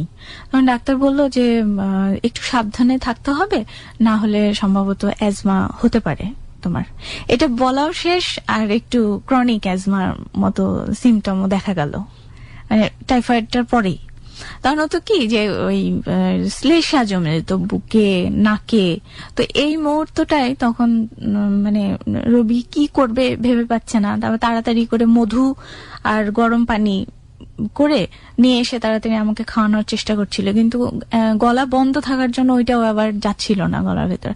তখন দেখলাম যে সে আমাকে জড়িয়ে ধরে, আমি একদম নিঃশ্বাস একেবারেই নেই, এরকম কোনোভাবেই বেরোচ্ছে না, চোখ টোক একদম কেমন হয়ে গিয়েছে, আমি সেন্সলেস হতে যাচ্ছি এরকম সিচুয়েশন। কিন্তু আমার সেন্স আছে একটু একটু, কিন্তু এইরকম আমি এমন সময় দেখলাম যে আমার হাজবেন্ড জড়িয়ে ধরে হাওয়া করে কাটছে আমাকে, যে কি হয়ে গেল তোমার, কি হয়ে গেল এরকম। তো ওই তখন দেখলাম যে না, ও তো আমাকে অনেক ভালোবাসে।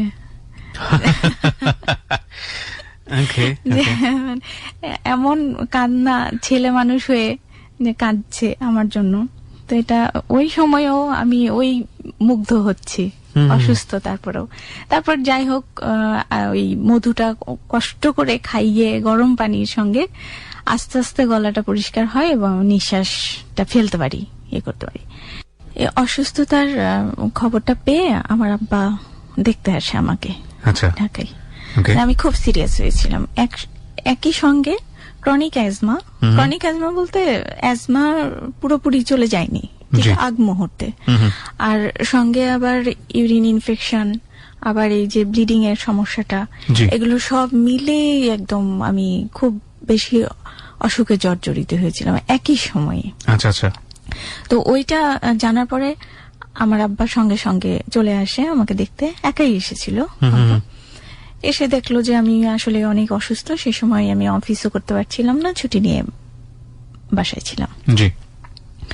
তো এই সময় আব্বা প্রস্তাব দেয় রবির কাছে যে আমাকে ওই দেশে নিয়ে যাওয়ার জন্য, কলকাতায় নিয়ে গিয়ে কিছুদিন রেখে ট্রিটমেন্ট করার জন্য। ওই দেশে আবার হোমিও ট্রিটমেন্টটা অনেক ভালো। আচ্ছা আচ্ছা। হ্যাঁ, ওই অ্যাজমার, ইউরিন ইনফেকশন এগুলোর ব্যাপারে, আর মেয়েদের ব্যাপারেও হয় খুব বেশি কাজ করে। সে তো প্রাথমিক পর্যায়ে যদি ধরা পড়ে তাহলে সেখানটা খুবই ভালো কাজ করে হোমিওপ্যাথিতে। তো সে সব মিলিয়ে আমার আব্বা চাচ্ছিল যে আমি ওইদিকে যাই, গিয়ে ট্রিটমেন্ট করাই। তো সেই সময় আব্বা একা চলে গেল, আর আমার পাসপোর্টটা এক্সপায়ার্ড হয়ে গেছিল, আবার নতুন করে করতে হবে। এজন্য আমার ওই সময় আব্বার সঙ্গে যাওয়া হয়নি। আর তাছাড়া একটা অফিস ছুটি নেওয়ার একটা ব্যাপার ছিল।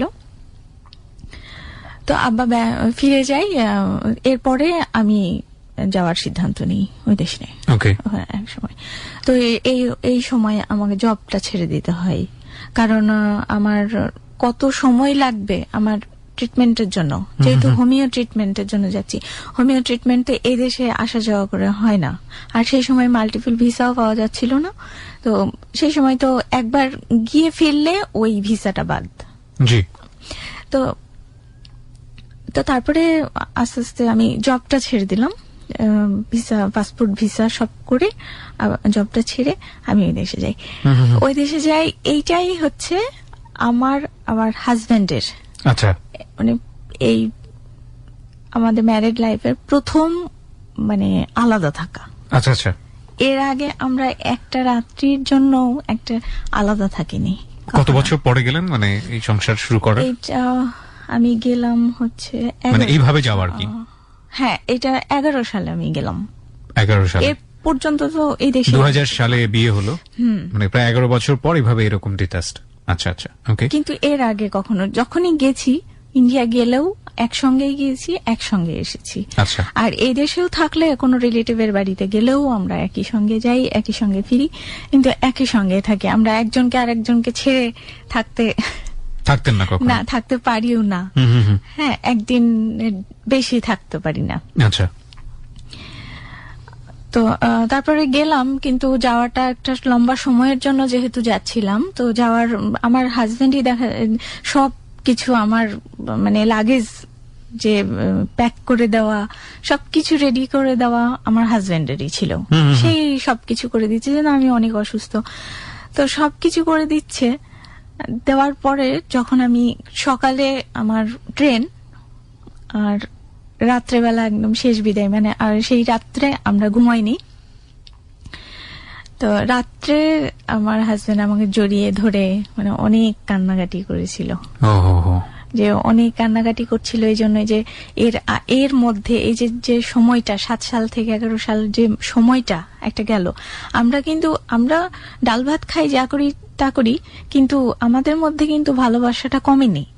ঝগড়াঝাটি আজকের এই যে 15 বছর সংসারের, আমাদের আজ অব্দি কেউ উচ্চস্বরে আমাদের আওয়াজ পাইনি। ও যে অনেক কান্নাকাটি করলো, তো ওই সময়টাই ও কান্নাকাটি করার ইয়েটা আমি আগে বুঝতে পারিনি যে কেন কান্নাকাটি করছে, কারণ হালকা পাতলা ও হয়তো টাচ পাচ্ছিল ফ্যামিলির ওই দিক থেকে, সবাই একটা ধারণা নিয়েছিল, নিশ্চিত হয়ে গিয়েছিল যে আমি রবির সঙ্গে থাকবো না, এরকম একটা, হ্যাঁ এরকম একটা হিউমার ছড়িয়েছিল।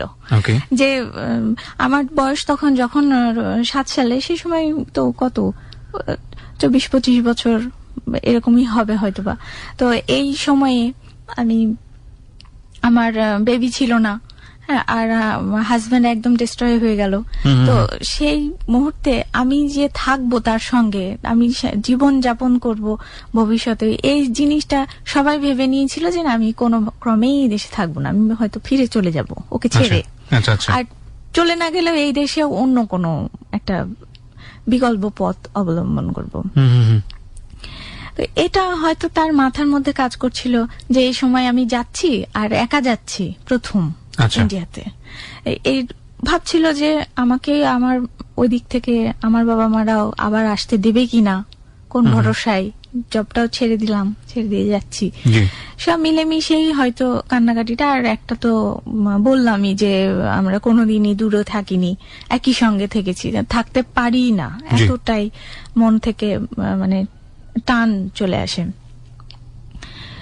তারপরে আমার গেলাম, যাওয়া ট্রেনে উঠিয়ে দিল, উঠিয়ে দেওয়ার পরেও সে আমি যতক্ষণ ট্রেন ছেড়ে স্টেশন থেকে চলে না গেল, ক্যান্টনমেন্ট থেকে ট্রেনটা ছাড়ে, তো এই পর্যন্ত সে ওই স্টেশনের বাইরে, তখন তো ইয়েতে রেলিং এর বাইরে, স্টেশনের ভেতরে ঢুকতে দেওয়া হয় না পাসপোর্ট ছাড়া, তো রেলিং এর বাইরে ধরেই দাঁড়িয়ে আছে রেলিংটা, একদম এক দৃষ্টিতে যে আমি যাচ্ছি।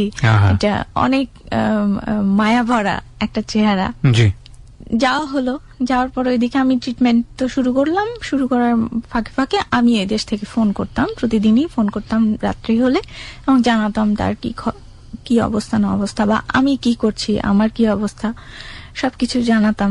তো এর মাঝে আমরা দুজন ট্রিটমেন্ট করার জন্য বাধ্য হয়ে থাকতে হচ্ছিল, কিন্তু আমরা মনে হচ্ছে যেন আমি পালিয়ে আসি, মানে আপনি মিস করছিলেন হ্যাঁ, খুব আমি বেশি? কেন মানে আমার হাজবেন্ডকে ছেড়ে আমি থাকতে পারছিলাম না, যে আমি কতক্ষণে তার কাছে আসব, এসে তার পাশে একটু বসবো এবং স্বস্তি পাবো।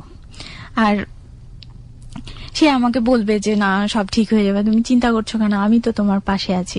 সবসময় ওই কথাটাই আমি যখনই স্যাড হই, যখনই কোনো খারাপ কোনো রিপোর্ট পাই ডাক্তারের ইয়ে থেকে যে দেরি হবে বা এই হবে সে হবে, তো তখনই তার মুখ থেকে একটা কথাই বের হয় যে তুমি এত ভেঙে পড়ছো কেন, আমি আছি না তোমার পাশে, আমি আছি, তুমি কেন এত ভয় পাচ্ছ, এইরকম একটা কথা বলে আমাকে পিছন দিক দিয়ে অত ঘাড়ে হাত দিয়ে একটু সান্ত্বনা দিয়ে দেয়। ওই দিকটাই আমি হোমিও ট্রিটমেন্টটা করলাম ওই যে অ্যাজমার জন্য। তো ওইটা আল্লাহর রহমতে আমি পুরোপুরি সুস্থ বোধ করি এখনো পর্যন্ত। আর যেটা ব্লিডিং এর সমস্যা, এইটা ইয়েতে আর হয়নি, কাজ হয়নি হোমিওতে। হোমিওতে কাজ হয়নি। আমি ওখানটায় অ্যালোপ্যাথি দেখিয়েছি, অ্যালোপ্যাথি ডাক্তারের ওই কিছু মেডিসিন দিয়ে দিয়েছিল। এটা নিয়েই আবার ফিরে আসি আমি বাংলাদেশে। ফিরে আসার পরে 3 মাসের ভিসা নিয়ে গিয়েছিলাম ঠিকই, কিন্তু 3 মাস থাকা সম্ভব হয়নি। মানে আমি ট্রিটমেন্ট ব্রেক করে চলে আসি। মানে মিস করছিলেন এত বেশি হাজবেন্ডকে? হ্যাঁ, হাজবেন্ডকে, এবং হাজবেন্ডও আমাকে অনেক বেশি মিস করছিল হ্যাঁ সেই সময়। ওকে প্রিয় শ্রোতা, এই সুইট একটা মোমেন্ট, এবং একই সাথে আমরা দেখতে পাচ্ছি শরীরের মধ্যে একটা মরণ ব্যাধি বোধহয় বাসা বেঁধেছে। সেটার সমাধান আসলে কি হবে? আমরা একটা জিনিস দেখানোর চেষ্টা করছি আজকের এই স্টোরিতে, ইনফ্যাক্ট দেখছি আমরা, সেটা হচ্ছে একটা অ্যারেঞ্জ ম্যারেজ, এবং এপার বাংলা ওপার বাংলার দুইজন, বাংলাদেশের ছেলে, ইন্ডিয়ার মেয়েটির সমস্ত কিছু, বাবা মা ভাই বোন সবকিছু ছেড়ে বাংলাদেশে এসছে, এবং যে ছেলেটি তাকে নিয়ে ঘর সংসার করছে তারও এক অর্থে বাবা মা তো নেই, এবং বড় বোনের কাছে বড় হওয়া, শুধু দুজন মাত্র মানুষ, দুজনেরই সংসার সম্পর্কে অভিজ্ঞতা নেই। এবং একই সাথে আরেকটা বিষয় নোট না করলেই নয়, সেটা হচ্ছে দুজনের মধ্যে বয়সের বিস্তর তফাৎ। সেই জায়গাটি থেকে 8-10 বছর তার একই সাথে কাটিয়ে দিল। এই গল্পের এই জায়গাটায় আমরা আছি, এবং সেখানে শরীরের মধ্যে দানা বেঁধেছে অন্যরকম একটা অসুখ, যেটা আসলে স্বামী স্ত্রীর সম্পর্ক নষ্ট করে দেবার জন্য এনাফ, এরকম একটা অসুখ। সেই অসুখটা নিয়েও তারা এখন পর্যন্ত কন্টিনিউ করছে। গল্পের এই জায়গাটিতে আমরা আছি, কিন্তু এরপরে আসলে কি ঘটেছে সেটা আমরা ছোট্ট একটা বিরতি। হ্যাঁ সুমি, আমরা যেখানটায় ছিলাম, আপনি বলছিলেন যে ওইখানে টাইম পিরিয়ডটা কমপ্লিট না করেই দুজন অনেক বেশি মিস করছিলেন দুজনকে, এবং চলে আসি। তো আসার পরে জানতে পারলাম যে এর মাঝখানে ঈদ গেছে একটা, রোজার ঈদ। ওই ঈদের দিন আমার হাজবেন্ড বাড়িতে না থেকে বা কোনো রিলেটিভের বাড়িতে না গিয়ে নিজে ও সারাটা দিন স্টেশনে কাটিয়েছে, যেখান থেকে আমি ইন্ডিয়া গেছি। My goodness. সে নামাজ পড়ে ওখানে বসেছে, আর সন্ধ্যার পরে সে বাড়ি ফিরেছে। স্টেশনে কেন বসেছিল? আমি ওখান থেকে ইন্ডিয়ায় গেছি, লাস্ট দেখেছি আমাকে। এটা বিয়ের কত বছর পরের ঘটনা? এটা তো 11 বছর পরের। 11 বছর পরে মানুষকে এতটা মিস করে? হ্যাঁ, ইন্ডিয়ায় ছিলাম, ওই যে ট্রিটমেন্টের জন্য গেলাম, সেই সময়ের কথাটা বলছি। মানে সে 11 বছর পরে আপনি কলকাতায় আছেন, এবং সে যে স্টেশন দিয়ে আপনি গেছেন সেই স্টেশনে বসে বসে ঈদ কাটালো? হ্যাঁ, সারাটা দিন কাটিয়েছে। My goodness. এবং ফোন বন্ধ করে রেখেছিল, যে রিলেটিভরা যদি ফোন করে বা আমি ফোন করি তখন তাকে মিথ্যা কথা বলতে হবে, সে মিথ্যা কথা বলতে পারো না, বা কোনো কারোর ডিস্টার্ব নিতে চায় না। তো এটা আমি আসার পরে শুনলাম তার কাছ থেকে। আসার পরে তো দুজনের অনেক, সে স্টেশনেই আমাকে জড়িয়ে ধরে। আসার পরে সেইখানটায় অনেকক্ষণ, মানে এত আমার মাথাটা এত চেপে বুকের মধ্যে ধরে যে আমি ব্যথা পাচ্ছিলাম। কিন্তু তারপরে বাড়ি ফিরে এলাম। বাড়ি ফেরার পরে তো আবার ওখান থেকে যে ট্রিটমেন্ট গুলো নিয়েছিলাম সেগুলো কন্টিনিউ করতে শুরু করলাম। অ্যালোপ্যাথি ট্রিটমেন্টই চলছিল আমার।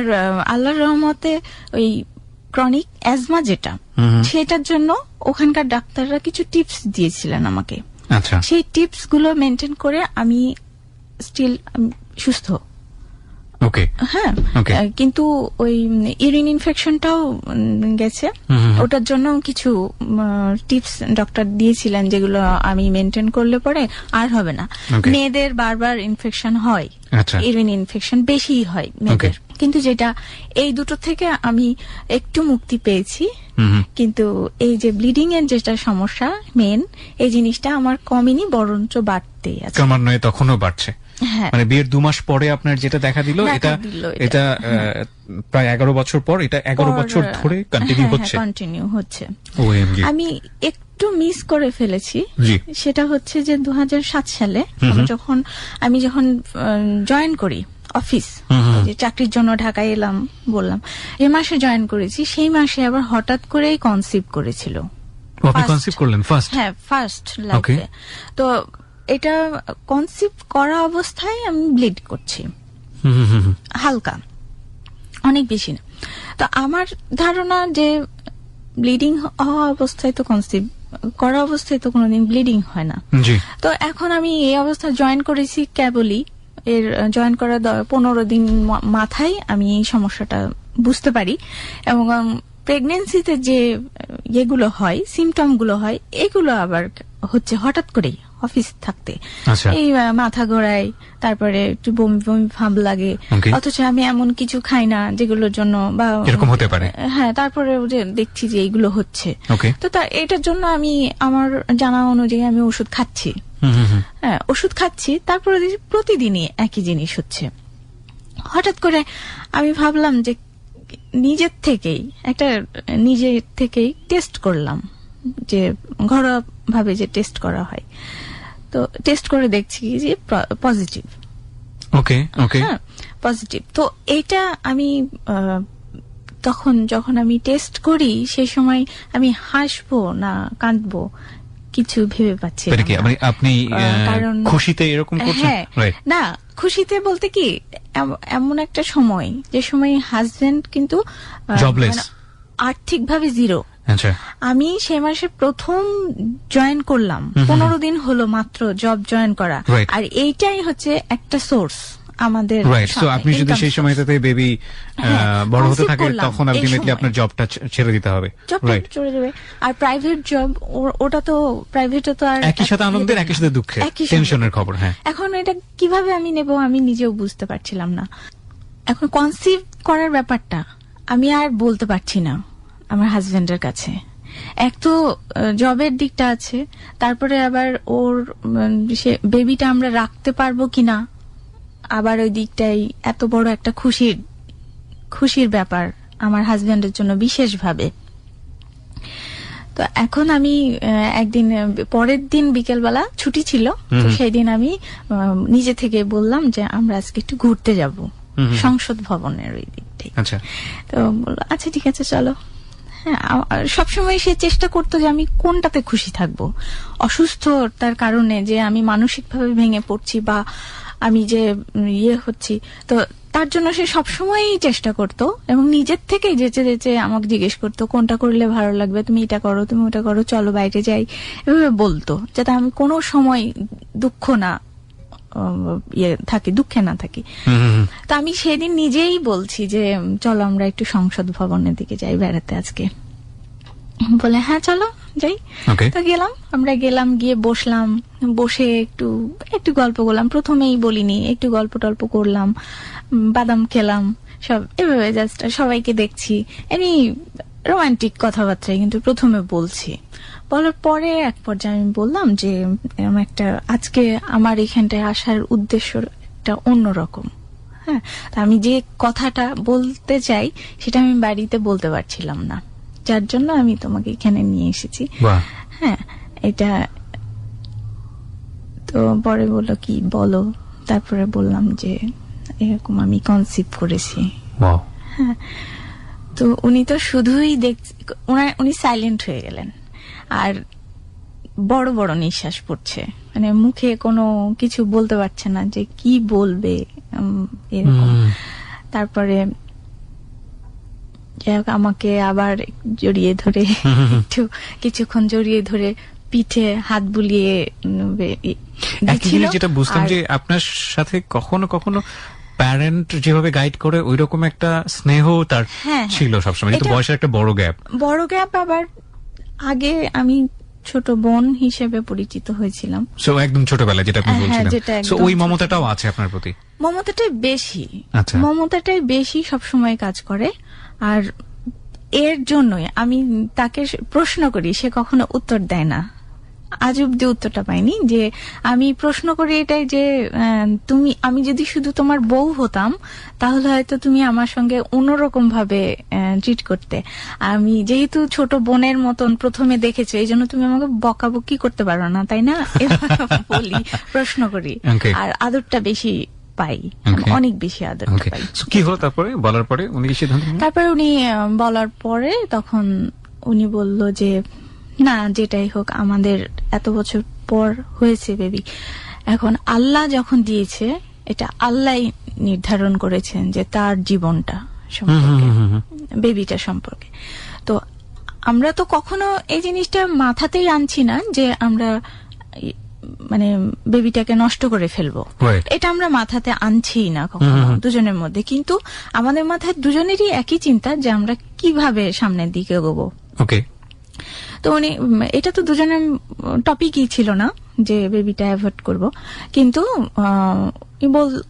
উনি বলল যে এখন বেবি দিয়েছে, এটা তো অনেক খুশির খবর, কিন্তু এখন এই মুহূর্তে কিভাবে খুশি হব আমি নিজেও বুঝে উঠতে পারছি না, যেহেতু আমি জিরো।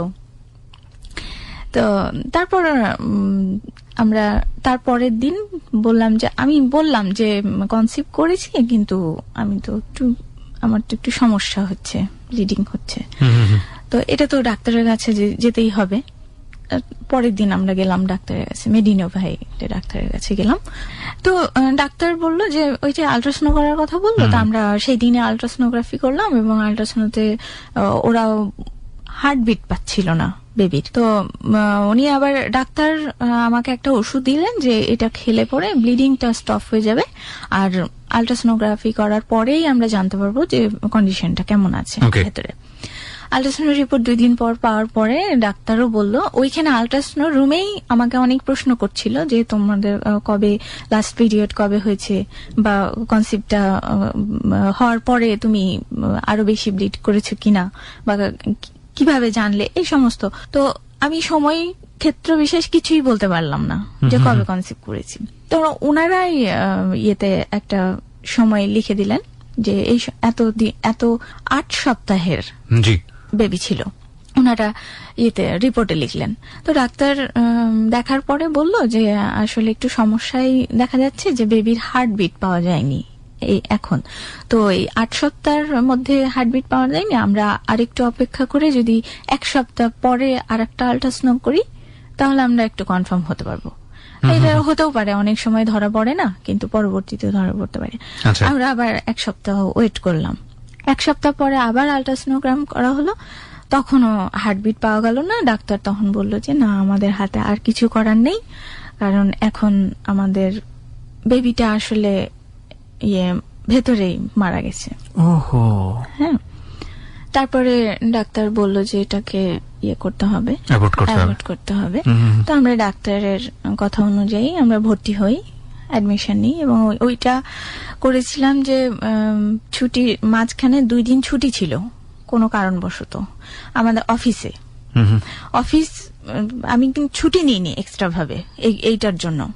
তো ওই ছুটি 2 দিন ছুটি পেলাম। এই ছুটি 2 দিনের মধ্যে আমি ভর্তি হলাম।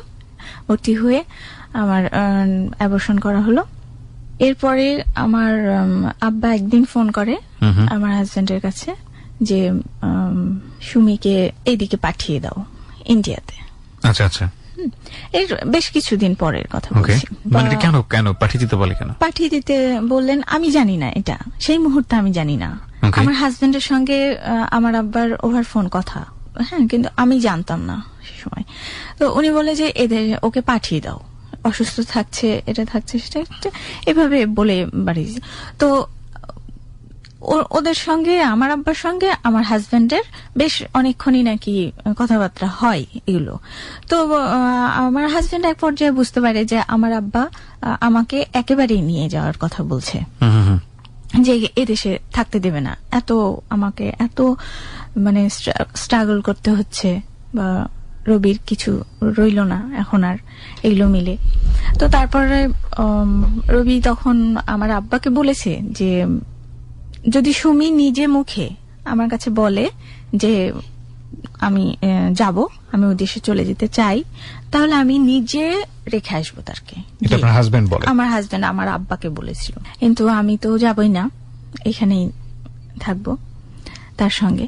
এরপর এইভাবে চলতে থাকলো, চলতে চলতে এখন এর মধ্যে একটা সময় আমার ননদ আর নন্দাই ওনারা আসে ঢাকায়, তো আমরা ওনাদের সঙ্গে দেখা করতে যাই। দেখা করতে গেলে সবাই ছিল বসে, সবাই মানে আরো রিলেটিভরা অনেকজন মিলে বসে, রবিও ছিল পাশে। এর মধ্যে উনি নন্দাই, উনি হুট করে, ওনার মজা করার খুব অভ্যাস আছে ঠিকই, কিন্তু ওই সময় মনে হচ্ছিল আমার কাছে যে উনি সিরিয়াস। তো উনি আমাকে হঠাৎ করে বললো যে বেবি দেওয়ার ব্যাপারটা এদিকটায় তো মানে তুমি ওই পার্টটা তো ক্লোজ করে ফেলেছো তাই না, আমাকে জিজ্ঞেস করলো। তো আমি ভাবছিলাম মজাই করছে, তো আমি বললাম যে হ্যাঁ বললাম। তারপরে বললো যে রবিকে তুমি একটা, ঢাকায় তো অনেক কোটিপতি আছে, বড় লোক, তোমরা তো বিভিন্ন জায়গায় থাকছো, তাহলে সেগুলো জায়গায় গিয়ে একটা বড় লোক বাড়িওয়ালাদের মেয়ে থাকে, তাদের সঙ্গে তোমার রবির কে তাহলে বিয়ে দিয়ে দাও। প্রথমে তাহলে বিয়ে দিয়ে দাও এটা বললেন। মানে কি, মানে রবির জন্য এরকম কেউ একজন সম্পদ নিয়ে বসে আছে যে এরকম আপনি বলবেন আর রবিকে বিয়ে করে ফেলবে? হ্যাঁ, উনি এটার পরে কি হলো, মানে আপনি এরপরে আপনি কি করলেন? উনি এটা আমাকে বললো, রবি কিন্তু পাশে বসা ছিল, তো ও সাইলেন্ট, মানে সবাই যারা বসে আছে সবাই কিন্তু আমাদের গার্জিয়ান টাইপের লোকজন, তাদের সামনে আমিও মুখ খুলতে পারছি না, আমি ওইভাবে মুখ খুলিও না, বড়দের কাছে বেয়াদবি মনে করি। আর তো আমাকে বলছে যখন, এটা তো আসলে আমার কমতির কারণে বলছে, আমি তো রবিকে কিছুই দিতে পারছি না, টাকা পয়সা এনে দিতে পারছি না, প্লাস বেবিও দিতে পারছি না, সেক্ষেত্রে আমার বলার মতন কিছু আমি দেখছিলাম না সেই সময়। যে তারপর তখন উনি এই কথা বলার পরে আমি কিছু বললাম না, তখন আমার ননদ আবার সাপোর্ট করলো নন্দাইকে, বললো যে হ্যাঁ অনেক সময় আবার দ্বিতীয় বিয়ে করলে প্রথমটারও বেবি হয়ে যায়, সেটাতেও চুপ করেই থাকলাম।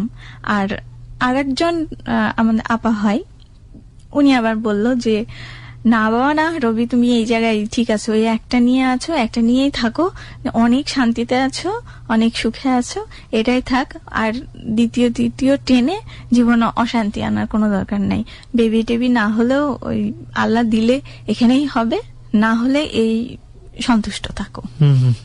উনি আবার এই কথাটা বললেন। তো এখানটা এভাবে গেল।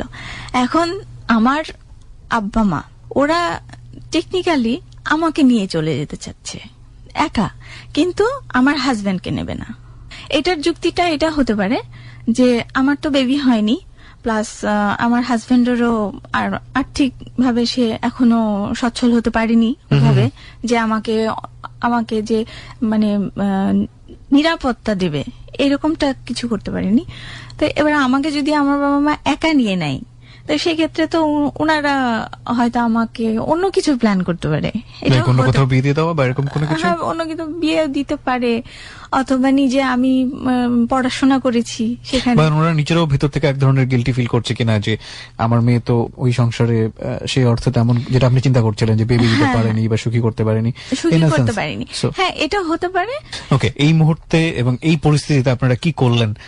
বিশেষ করে আপনাদের সংসারটা আদৌ টিকলো কি টিকলো না এই ঘটনাকে কেন্দ্র করে? এতক্ষণ পর্যন্ত নিয়তির এগেনিস্টে ফাইট করে নিজেদের মধ্যে ভালোবাসা, স্নেহ, শ্রদ্ধা এইসব সম্পর্ক দিয়ে সংসারটাকে টেনে আনা প্রায় 12 থেকে 13 বছরের গল্প, এবং শেষ পর্যন্ত সে গল্প কোথায় গিয়ে দাঁড়িয়েছে সেটা আমরা দেখবো মাত্র 5 মিনিটের ব্রেকের পর। অদ্ভুত সুন্দর একটা গল্প। আজকে অনেক কিছু শেখার আছে আজকের এই সম্পর্কের গল্প থেকে। দুজন মানুষ চেনা নেই, জানা নেই, দুই বাংলায় বড় হয়েছেন, একজন ওপার বাংলায়, আরেকজন এপার বাংলায়। ওপার বাংলায় বাবা মা, ভাই বোন, পরিবার, আত্মীয় স্বজন সবকিছু ছেড়ে এই মেয়েটি চলে এসছে এপার বাংলায় যে ছেলেটির জন্য। সেই ছেলেটিরও আত্মীয় স্বজন বলতে তেমন কেউ নেই, ছোটবেলায় বাবা মাকে হারিয়েছেন, বড় বোনের কাছে মানুষ হয়েছেন। এই দুজন মানুষ এত বছর যাবৎ সংসার করলেন, 11-12 বছর যতক্ষণ পর্যন্ত আমরা শুনেছি, সেখানে কোনো বাচ্চা আসেনি। প্রকৃতি তাদেরকে এমন একটা অসুখ দিয়েছে, সেই অসুখের বিরুদ্ধে ফাইট করে চলা তো একটা ভয়াবহ ব্যাপার। এবং একটা ছেলের জন্য একটা চিন্তা করে দেখুন, যারা পরিণত বয়স্ক হয়েছেন বা যারা আজকে ম্যারিড আছেন এখানে যারা জানেন, একটা পার্টিকুলার টাইমে, একটা মান্থের একটা পার্টিকুলার টাইমে মেয়েদের শরীরের যে সমস্যাটি হয় প্রকৃতির নিয়মে, সেই সময়টাতে সাধারণত এক ধরনের স্বামী স্ত্রীর যে সম্পর্ক সেটা আমরা এটা ধর্মীয়ভাবেও এটা পারমিট করে না এবং সাধারণত হয় না। এইরকম একটা সমস্যা মাত্র বিয়ের 2 মাস পর থেকে 11 বছর যাবৎ কন্টিনিউয়াসলি চলছে, তার মধ্যে তাদের সম্পর্ক এগিয়ে গেছে এবং সেখানে ছিল স্নেহ, সেখানে ছিল শ্রদ্ধা, সেখানে ছিল ভালোবাসা। এবং বিপদ এসছে, একজনের চাকরি চলে গেছে, একজনের বিজনেস চলে গেছে, তারপরে দুজনের কাছ থেকে ডিটাচড হয়নি। চারপাশের মানুষজন প্রশ্ন তুলেছে এবং 2 পরিবার থেকে এখন প্রশ্ন তোলা হয়েছে। একটা হচ্ছে সুমির পরিবার থেকেও, আর একটা হচ্ছে সুমির হাজবেন্ডের পরিবার থেকেও, যে আসলে এখন কি করা উচিত, ডিটাচড হয়ে যাওয়া উচিত কিনা। কি হয়েছে সেটা আমরা জানবো মাত্র 5 মিনিট পর। হ্যাঁ সুমি, আমরা যেখানটাতে ছিলাম তারপর। তো ফ্যামিলি থেকে তো এই কথাটা বলা হলো যে এভাবে রবির বিয়ে দিয়ে দাও এভাবে। তো বাড়ি ফিরে এলাম আবার। আসার পরে তো আমার অনেক মন খারাপ হলো আমার, যে কারণ এদেরকে আমি বাংলাদেশের এসে আমি এই মানুষগুলোকে বাবা মা আমার সবকিছুই ভাবি। তো তাদের মুখ থেকে যখন এরকম একটা কথা আসে, তখন আমার মনে হলো যে আমার পাশে কেউ নেই অভিভাবক হিসেবে। হ্যাঁ, কিন্তু এদের জন্য যেভাবে রুবি আমাকে বিয়ের রাত্রে বলেছিল যে এরা আমার মা বাবা সবকিছু, তো তুমি আমি আমার তরফ থেকে তাদের কোনো কমতি রাখিনি এবং তাদের মধ্যে থেকে আমি কখনো কমপ্লেন পাইনি যে আমার ব্যাপারে কোনো অভিযোগ আসেনি। রবির তরফ থেকে কথা হলো যে তোমাকে বাদ দিয়ে তো আমি সুখ বলতে কিছু চিন্তা করতে পারি না। তো আমার জীবনে আল্লাহ তোমার সাথে যা রেখেছে আমি এতেই সন্তুষ্ট, আমি এতেই সুখী। তো আমি আমার হাজবেন্ডকে ছাড়া মানে চিন্তা করতে পারি না কিছু, বা তাকে এক মুহূর্তেও ছেড়ে থাকতে পারি না। আবার সেও তাই, তার তরফ থেকেও তাই। তো এখন ওই আমার ব্লিডিং এর সমস্যাটা বাড়তে এখন আমার ওষুধে আর কাজ করছে না। এটা কি আপনার প্রেজেন্ট সিচুয়েশন? হ্যাঁ, প্রেজেন্ট সিচুয়েশন। ডক্টর কি বলছে? ডক্টর বলছেন যে ব্লিডিংটা বন্ধ কেন হচ্ছে না, বা ডাক্তাররাই বুঝে উঠতে পারছে না এটা। ওকে। তো আর এর মধ্যে 13 সালে আমার একবার অপারেশন করা হয়েছে। ওকে। 13 সালে সেপ্টেম্বরে আমার অপারেশন করা হয়েছিল। ওখানটায় প্রায় 8টা মতো বড় বড় টিউমার বের করা হয়েছে ইউটেরাস থেকে। হ্যাঁ। আচ্ছা। তো সেই জিনিসটা এখানে আমি যে লং টাইম ট্রিটমেন্ট করছি, হ্যাঁ, আল্ট্রাসনো প্রতি 6 মাস পর, প্রতি 1 বছর পর আমি আল্ট্রাসোনোগ্রাফি করাই, নিজের থেকেই যাই আল্ট্রাসনো করতে, ডক্টরকে না দেখিয়েও। তো তারপরেও কখনোই ধরা পড়ে না যে ইউটেরাসে টিউমার হয়েছে। সবসময় ধরা পড়ে যে ওভারিতে সিস্ট হয়েছে, পলিসিস্টিক চেঞ্জ, না হলে ওভারি সিস্ট হয়েছে, এগুলো ধরা পড়ে। ইউটেরাস সবসময় ভালোই দেখায়। লাস্ট কি অবস্থা দাঁড়িয়েছে? তো এখন ওই যে হঠাৎ করে আমি খুব বেশি অসুস্থ হয়ে পড়ি 13 সালে, ব্লিডিং এত বেশি বেড়ে যায়, জ্বর 103-4। এর মধ্যে এদেশে যখন আমি ট্রিটমেন্ট করাতে গেলাম তখন দেখছি যে অনেক বেশি খরচ পড়ে যাচ্ছে আমার ট্রিটমেন্টটা। তারপরে নিশ্চিত ভাবে হচ্ছিল না যে কি অপারেশন করা হবে। তখন আমি ইন্ডিয়াতে চলে যাই আবার। ওখানে গিয়েই আমার ধরা পড়ে, প্রথম ওখানে গিয়েই ধরা পড়ে, কিন্তু এতগুলো টিউমার ধরা পড়ে। তখন এতগুলো টিউমার সাধারণত ইউটেরাসটা রাখা যায় না। কিন্তু ডক্টর বললেন যে যেহেতু ওর এখনো একটা বেবি হয়নি, তো আমরা একটু চেষ্টা করে দেখি যে ইউটেরাসটা কোনো ক্রমে রাখা যায় কিনা। রাখা যায় কিনা। তো এরপরে আমরা ডাক্তারের রুম থেকে বের হয়ে আসার পরে আমার হাজবেন্ড আবার একা ডাক্তারের সঙ্গে মিট করেছিল যে ও ইউটেরাস রাখবে না। সে ডাক্তারের কাছে এভাবে বলেছে যে তার বেবি লাগবে না, সে আমাকে সুস্থ দেখতে চায়, ওকে, তার বেবি লাগবেই না Okay. কোনো ক্রমে, কিন্তু শুধুই যেন ডাক্তার ইউটেরাসটা ফেলে দিক এবং আমি যেন সুস্থ থাকি সারা জীবন। এটা উনি একা মিট করে ডাক্তারের সঙ্গে কথা বলেছে। ডাক্তার তখন উনাকে কথা দিয়েছে যে আমি এইভাবে, তো আমার তো ইউটেরাসটা কাটতে জাস্ট 1 সেকেন্ডের ব্যাপার, একটা কাঁচি কাট করব তো শেষ, কিন্তু একটা জীবনের, একটা লাইফের ব্যাপার। তো সেটা তারপর ওকে যখন বোঝাতে না পারাই, তখন ডাক্তার বলেছিল যে ঠিক আছে, তোমাকে আমি ওটিতে রাখবো। তো সেটাই করেছিল অপারেশনের সময়। আপনার হাজবেন্ডকে ওটিতে রেখেছিল? আমার হাজবেন্ডকে ওটিতে রেখেছিল। আচ্ছা। একদম আমার 2.5 ঘন্টা যাবত অপারেশন চলছিল। তো এই সময় পর্যন্ত রাখেনি, 2-3 বার এনেছিল আমার হাজবেন্ডকে ডেকে। তো ডাকার পর ওপেন করার পর, পেট ওপেন করার পর দেখা যাচ্ছে যে ইউটেরাসের সঙ্গে আমার ইউরিনের ব্লাডার, এই দুটোর মাঝখানে সার্বক্ষণিক ব্লিডিং হতে হতে এই মাঝখানটায় ইনফেকশনের সৃষ্টি হয়েছে। ব্লিডিংটা হয়ে এত বেশি ব্লিডিং হয়, এত বেশি ফ্লো হয় যে ব্লিডিং পেটের মধ্যেও ছড়িয়ে থাকে সার্বক্ষণিক। তো এই যে ছড়িয়ে থাকাটাই যে একটা তো খারাপ জিনিস জমছে, বর্জ্য যেটাকে বলে, তো এটাতে সম্ভবত ইনফেকশন গুলো সৃষ্টি করছিল। ওকে, তো ইউটেরাস ফেলা যাচ্ছে না কেন?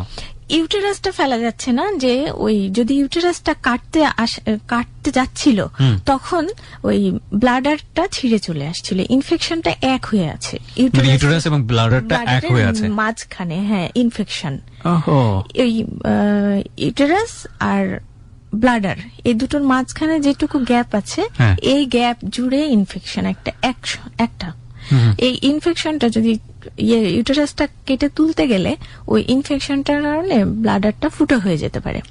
তো ফুটো হয়ে গেলে আবার ওইদিকে অ্যানালের পাইপ থেকে ওটাও হতে পারে। ওকে, তো সেই সময় যদি ব্লাডারটা ফুটো হয়ে যায়, তাহলে আমার হবে কি, ওই যে পেটের ইয়ে দিয়ে যে ব্যাগ বের করা থাকে না, একটা ব্যাগ বাঁধা থাকে সব সময় বাইরে, যেটা দেখে আমরা ইউরিনটা বাইরে বের হয়ে থাকে ব্যাগে। হ্যাঁ, এই টাইপ হয়ে যেত। আবার অ্যানাল ফুটো হয়ে গেলে কন্ট্রোল থাকতো না। এই সমস্ত কারণে ডাক্তার বলল যে আমরা এখন যদি চাইও তাহলে ওর ইউটেরাস আমরা কাটতে পারছি না। ওকে, এটার জন্য আমাদেরকে আর একবার নেক্সট সময় দিতে হবে। কি করতে চাই এখন ডক্টরদের সাজেশনটা কি? তো ওই সময় যে অপারেশনটা হয়েছিল, ওই সময় বললো যে না, আমাদেরকে ইউটেরাসটা রেখেই অপারেশনটা শেষ করতে হবে, শুধুমাত্র টিউমার গুলো বাদ দিয়ে। তো টিউমার সেই সময় দেখা গেল বড় বড় মিলে টিউমার এত বেশি বড় বড় গুলো তো 7-8টা বের হয়েছে, আর সূক্ষ্ম ঘামাচির মতো এরকম দানা বাঁধা এইগুলো আর রিমুভ করা যায়নি। আর এত করতে গেলে তো ইউটেরাসটা একদম যাতা অবস্থা হয়ে যাবে। তো এইগুলো বের করা হয়নি। ওই অবস্থায় অপারেশন কমপ্লিট হলো। কমপ্লিট হওয়ার পরে আমি ট্রিটমেন্ট নিয়ে দেশে ফিরে আসি এবং ওই সময় আমাকে অ্যান্টি হরমোন ইনজেকশন দেওয়া হয় 3টে। এটা কত সালের ঘটনা বলছেন? 2013 সালে সেপ্টেম্বরে অ্যান্টি হরমোন ইনজেকশনটা দেওয়া হয় 3টে মাসের 3টে কোর্স। এইটা দিলে পরে আমার যে সূক্ষ্ম যে টিউমার গুলো থেকে গেল বা টিস্যু থেকে গেল টিউমারের, সেগুলো আর বড় হবে না 2 বছরের জন্য। তো এর মধ্যে ডাক্তার অ্যাডভাইস করলেন যে তোমরা যে কোনো ভাবে ট্রিটমেন্ট করে, তো আমাদের হাতে তো খুবই সময় কম, 2 বছর মাত্র, তো এর মধ্যে যদি তোমাদের সম্ভব হয় তাহলে তোমরা অন্য পদ্ধতিতে তোমরা একটা বেবি কনসিভ করানোর চেষ্টা করো যদি সম্ভব হয়। আপনার একটা বেবি টেস্ট টিউবের অ্যাডভাইসই করলেন। তো যদি কনসিভ করা সম্ভব হয় তাহলে নেক্সট টাইম যখন আমরা বেবিটা বড় হবে সিজারের সময়, তখন একই সঙ্গে তাহলে একটা বেবিও হয়ে গেল, প্লাস হচ্ছে আমরা ইউটেরাসটাও কেটে ফেলতে পারবো। ততদিনে হয়তো ইনফেকশন গুলো ভালো হয়ে যাবে, ব্লিডিংও বন্ধ হয়ে যাবে। কিন্তু আমরা এই ট্রিটমেন্ট নিয়ে বাংলাদেশে ফিরে আসি। তো ট্রিটমেন্ট চলাকালীন আমার হাজবেন্ড আমার সঙ্গেই ছিল ওই দেশে।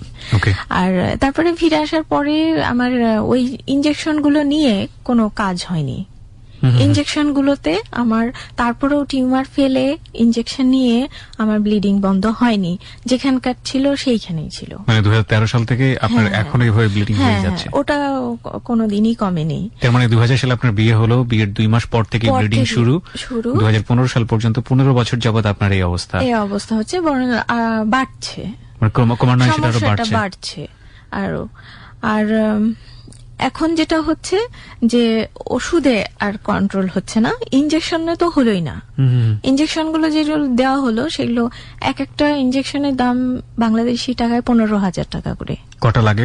3টে নিতে বললেন ডাক্তার। ওকে, 3 মাসে 3টে কোর্স।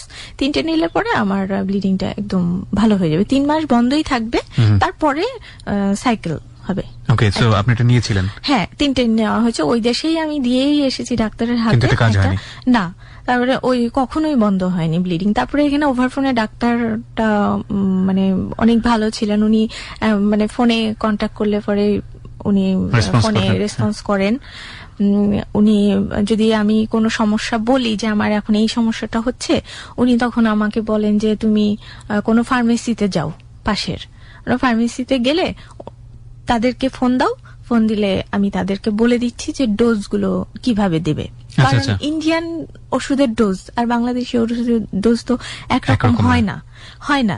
তো সেই ক্ষেত্রে উনি ডোজগুলো মানে অ্যাডজাস্ট করে দেবে, সেটা তো আমার পক্ষে বলা সম্ভব হবে না। তো আমি এটাই করতাম, এইভাবে ট্রিটমেন্ট। এখন কি আপনি কোনো ফিজিশিয়ানের আন্ডারে আছেন? হ্যাঁ, এই মুহূর্তে আছি হচ্ছে টি.এ. চৌধুরীর অ্যাসিস্ট্যান্ট প্রফেসর। সো আপনি এই ধরনের ট্রিটমেন্ট আপনার সামহাও এখনো হচ্ছে, এবং এক ধরনের ওষুধ আপনাকে নিতে হয় নিশ্চয়ই কন্ট্রোলে রাখার জন্য। কন্ট্রোলে রাখার, কিন্তু ওষুধটা আর কাজ করছে না, ওষুধটায় আর কন্ট্রোল হচ্ছে না। এখন ডক্টর কি বলছে, আপনাকে কি করতে বলছে? ডক্টর বলছেন আবারও ওই একই ইনজেকশন। আমি রিসেন্ট গত ঈদে, তার মানে আপনার এই ব্যাপারটা তো সম্পূর্ণই এখন তাওয়াক্কাল তো আল্লাহ, কারণ এটা আসলে কোন দিকে যাচ্ছে কি অবস্থা ডক্টররাও জানেন না। 15 বছর ধরে এটা সমাধান হয়নি, আর ট্রিটমেন্ট করে ইউটেরাস যে ফেলে দেবে সেই সিচুয়েশনও নাই। তো তার মানে এটা আসলে কোন দিকে যাবে, কি হবে না হবে একমাত্র আল্লাহ পাকি ভালো জানেন। আল্লাহ পাকি ভালো জানেন। আবার একটা জিনিস, যে যা অ্যাডভাইস করে আমাকে, আমি সেটাই দৌড়াই। তারপরেও আপনার কোনো কাজ হয়নি? এমনকি কবিরাজিও, এগুলো আপনি দেখেছেন? হ্যাঁ, কবিরাজি, হোমিওপ্যাথি সবই দেখেছেন? সব দৌড়চ্ছি, কিন্তু কোনো দিকেই কোনো কিছু। প্রথমে বলছে কবিরাজি গিয়ে বলে যে হ্যাঁ এটা কোনো ব্যাপার না, এটা তো খুব স্বাভাবিক, আমরা একদম 100% গ্যারেন্টি। পরবর্তীতে যখন আর কাজ হচ্ছে না, ট্রিটমেন্ট করতে করতে আপনাদের ইকোনমিক কন্ডিশন কি অবস্থা? কারণ এটা তো খুব ব্যয়বহুল ট্রিটমেন্ট। হ্যাঁ, এখন একদম আমি আবার সেই জিরো অবস্থায় চলে এসেছি। ট্রিটমেন্ট আমি করতে করতে, তো ফ্যামিলিগতভাবে তো আমরা কোনো সাপোর্ট পাই না, তো আমরা দুজনে ইনকাম করি। আমার হাজবেন্ড একটা কোম্পানিতে জব করেন, আচ্ছা, সেলস মার্কেটিং এ আছেন, খুব সীমিত। ওটা দিয়ে আপনাদের সংসার চলে। এখন আমি এই যে মাস 2 যাবত আমি জবটাকে ছেড়ে দিতে হলো। আমি আর পারছি না, কারণ আমার ওষুধে কোনো ক্রমেই কাজ করছে না। সেই ওষুধ খাওয়া অবস্থায়ও অতিরিক্ত ব্লিডিং, আর অতিরিক্ত পেটে যন্ত্রণা, যে যন্ত্রণাটা আমি শুয়ে যদি এক পাশ থেকে আর এক পাশ হতে যাই, সেটা তো সেন্সলেস হওয়ার মতন যন্ত্রণা। যেটা সেই যন্ত্রণাটাও আবার ইনজেকশন নিতে হয়, যন্ত্রণার ইনজেকশন, তারপরও পেইন কিলার নিতে হয়, পেইন কিলার ইনজেকশন। ও মাই গড, তারপরও কমে না, এত খারাপ পর্যায়ে চলে এসেছে। তো লাস্ট আবার দেখছি যে আমি গত 2-3 মাস যাবত টেস্ট করে দেখলাম আবারও টিউমার, একটা ছোট্ট টিউমার ধরা পড়েছে। আর ওই ইনফেকশন গুলো আছে সেম অবস্থায়, কারণ আমার ব্লিডিং বন্ধ হয়নি কখনোই। ব্লিডিং বন্ধ না হওয়ার কারণে এখন আবার ওই ইনজেকশনই আবার ডাক্তার অ্যাডভাইস করেছে 3টে। তো এখন ওইটা বাংলাদেশে তো ওই 10-15 হাজার টাকা করেই দাম আর একটা ইনজেকশন। এই ইনজেকশনটা ডাক্তার বললেন যে ইনজেকশনটা 3 মাস নিলে পরে পুরোপুরি 3 মাস একেবারেই আমার ব্লিডিংটা বন্ধ হয়ে যাবে, একেবারে বন্ধ হয়ে যাবে। বন্ধ হওয়ার পরে ভেতরে শুকিয়ে গেলে তখন ওরা পেটের একটা এক্সরে করবে। এক্সরে করার পর ভেতরটা বোঝা যাবে যে কি পর্যায়ে আছে। এখন ডাক্তারের অ্যাডভাইস যেটা এই মুহূর্তে, যে আমার যদি এখনো কোনোভাবে যদি একটা বেবি কনসিভ করা যায়, তাহলে আমার জীবন বাঁচানোটা সুস্থভাবে সম্ভব। So your age right now 35, right? 35 এ তো নরমালি বেবি কনসিভ করা, একটা মানুষ, একটা মেয়ে সুস্থ থাকলেও ডাক্তার তাকে সাজেস্ট করবে না, কারণ একটা মেয়ে 30-এর উপরে হয়ে গেলেই ডাক্তার সাজেস্ট করে যে ট্রাই না করাটাই বেটার। ওকে, সো সেই জায়গাটা থেকে আপনি 35, তার মানে তো নরমাল ওয়েতে পসিবল না? না, কখনোই নয়, কারণ আমার ইউটেরাসের মুখেও একটা ইনফেকশন আছে। ওকে, তো নরমাল ওয়েতে তো কনসিভ করছে না। তো ডাক্তারদের অ্যাডভাইস যে আইইউআই পদ্ধতি বা টেস্ট টিউব বেবি কোনোভাবে যদি একটা কনসিভ করানো যায়, কনসিভ করলে পরে আমার জন্যই নাকি এটা উপকার হবে। তার মানে টেস্ট টিউবে যদি যাই সেটাও খুব এক্সপেন্সিভ। সেটাও টেস্ট টিউবটা নিয়ে আপনার ইউটেরাসের এখন যে অবস্থা, সেখানে ওইখানে বড় করার রিস্ক কি ডক্টর নিবেন? না, ওইটার ক্ষেত্রে বলছেন ডক্টররা যে এই যে একটা টিউমার যেটা আবার ধরা পড়েছে, এটা বেবি কনসিভ করে গেলে টিউমারটা অটোমেটিক্যালি নাকি ছোট হয়ে আসবে আচ্ছা। ডক্টর অ্যাডভাইস অনুযায়ী। তখন কিছু হরমোন শরীরে গ্রো করে, হরমোন গ্রো করবে, প্লাস আমার ব্লিডিংটা বন্ধ হয়ে যাবে পুরোপুরি। তখন ব্লিডিং বন্ধ হয়ে গেলে ভেতরটা শুকিয়ে যাবে। শুকানোর পরে আমার যে ইনফেকশন গুলো ছড়িয়ে আছে, তিনটা একসঙ্গে এক হয়ে গিয়েছে, তিনটে জিনিস, সেই জিনিসগুলো ইনফেকশন গুলো শুকিয়ে গেলে ইউটেরাসটা বেবি বড় হওয়ার সঙ্গে সঙ্গে ইউটেরাসটা যখন উপরের দিকে উঠে আসবে, বেবি বড় হওয়ার সঙ্গে সঙ্গে তো ইউটেরাসটা বেলুনের মতন উপরের দিকে বড় হয়ে যায়, বড় হয়ে উপরের দিকে উঠে আসে। তো ওইটা উঠে এলে তখন খুব স্বাভাবিকভাবে এবং খুবই সুস্থভাবে ইউটেরাসটা সিজারের সময় কাটা যাবে এবং আমাকে পুরোপুরি সুস্থ করা যাবে ইনশাল্লাহ। এটা ডক্টর অ্যাডভাইস। এই ইনশাআল্লাহ শব্দটা নিয়েই আমরা আজকের এই অনুষ্ঠানটা শেষ করতে চাই। ইনশাআল্লাহ মানে আমরা জানি আল্লাহ আমাদের সহায় হন। একটা কথা সবসময় বলি প্রিয় শ্রোতা, অকুল সমুদ্রে একমাত্র তিনিই আমাদের সহায়, তিনি আমাদের সৃষ্টিকর্তা, পরম করুণাময়। আমরা জানি যখন সকল দরজা বন্ধ হয়ে যায় তখন একটা না একটা দরজা নাকি আল্লাহ আমাদের